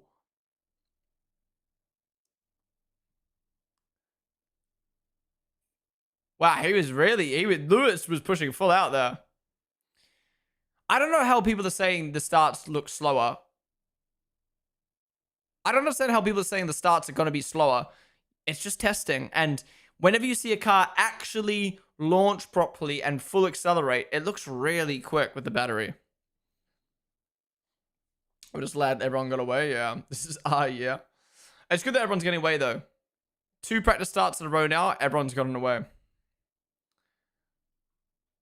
All right, well, guys, that wraps up day 2. The stream's not over just yet. We're going to watch a video after this. But we've got Antonelli, Fastest time of the entire test, 132.8. Piastri 132.8 as well. Verstappen 133.1. Hamilton 133.4. Norris 133.4. Colapinto 133.8. Hulkenberg 133.9.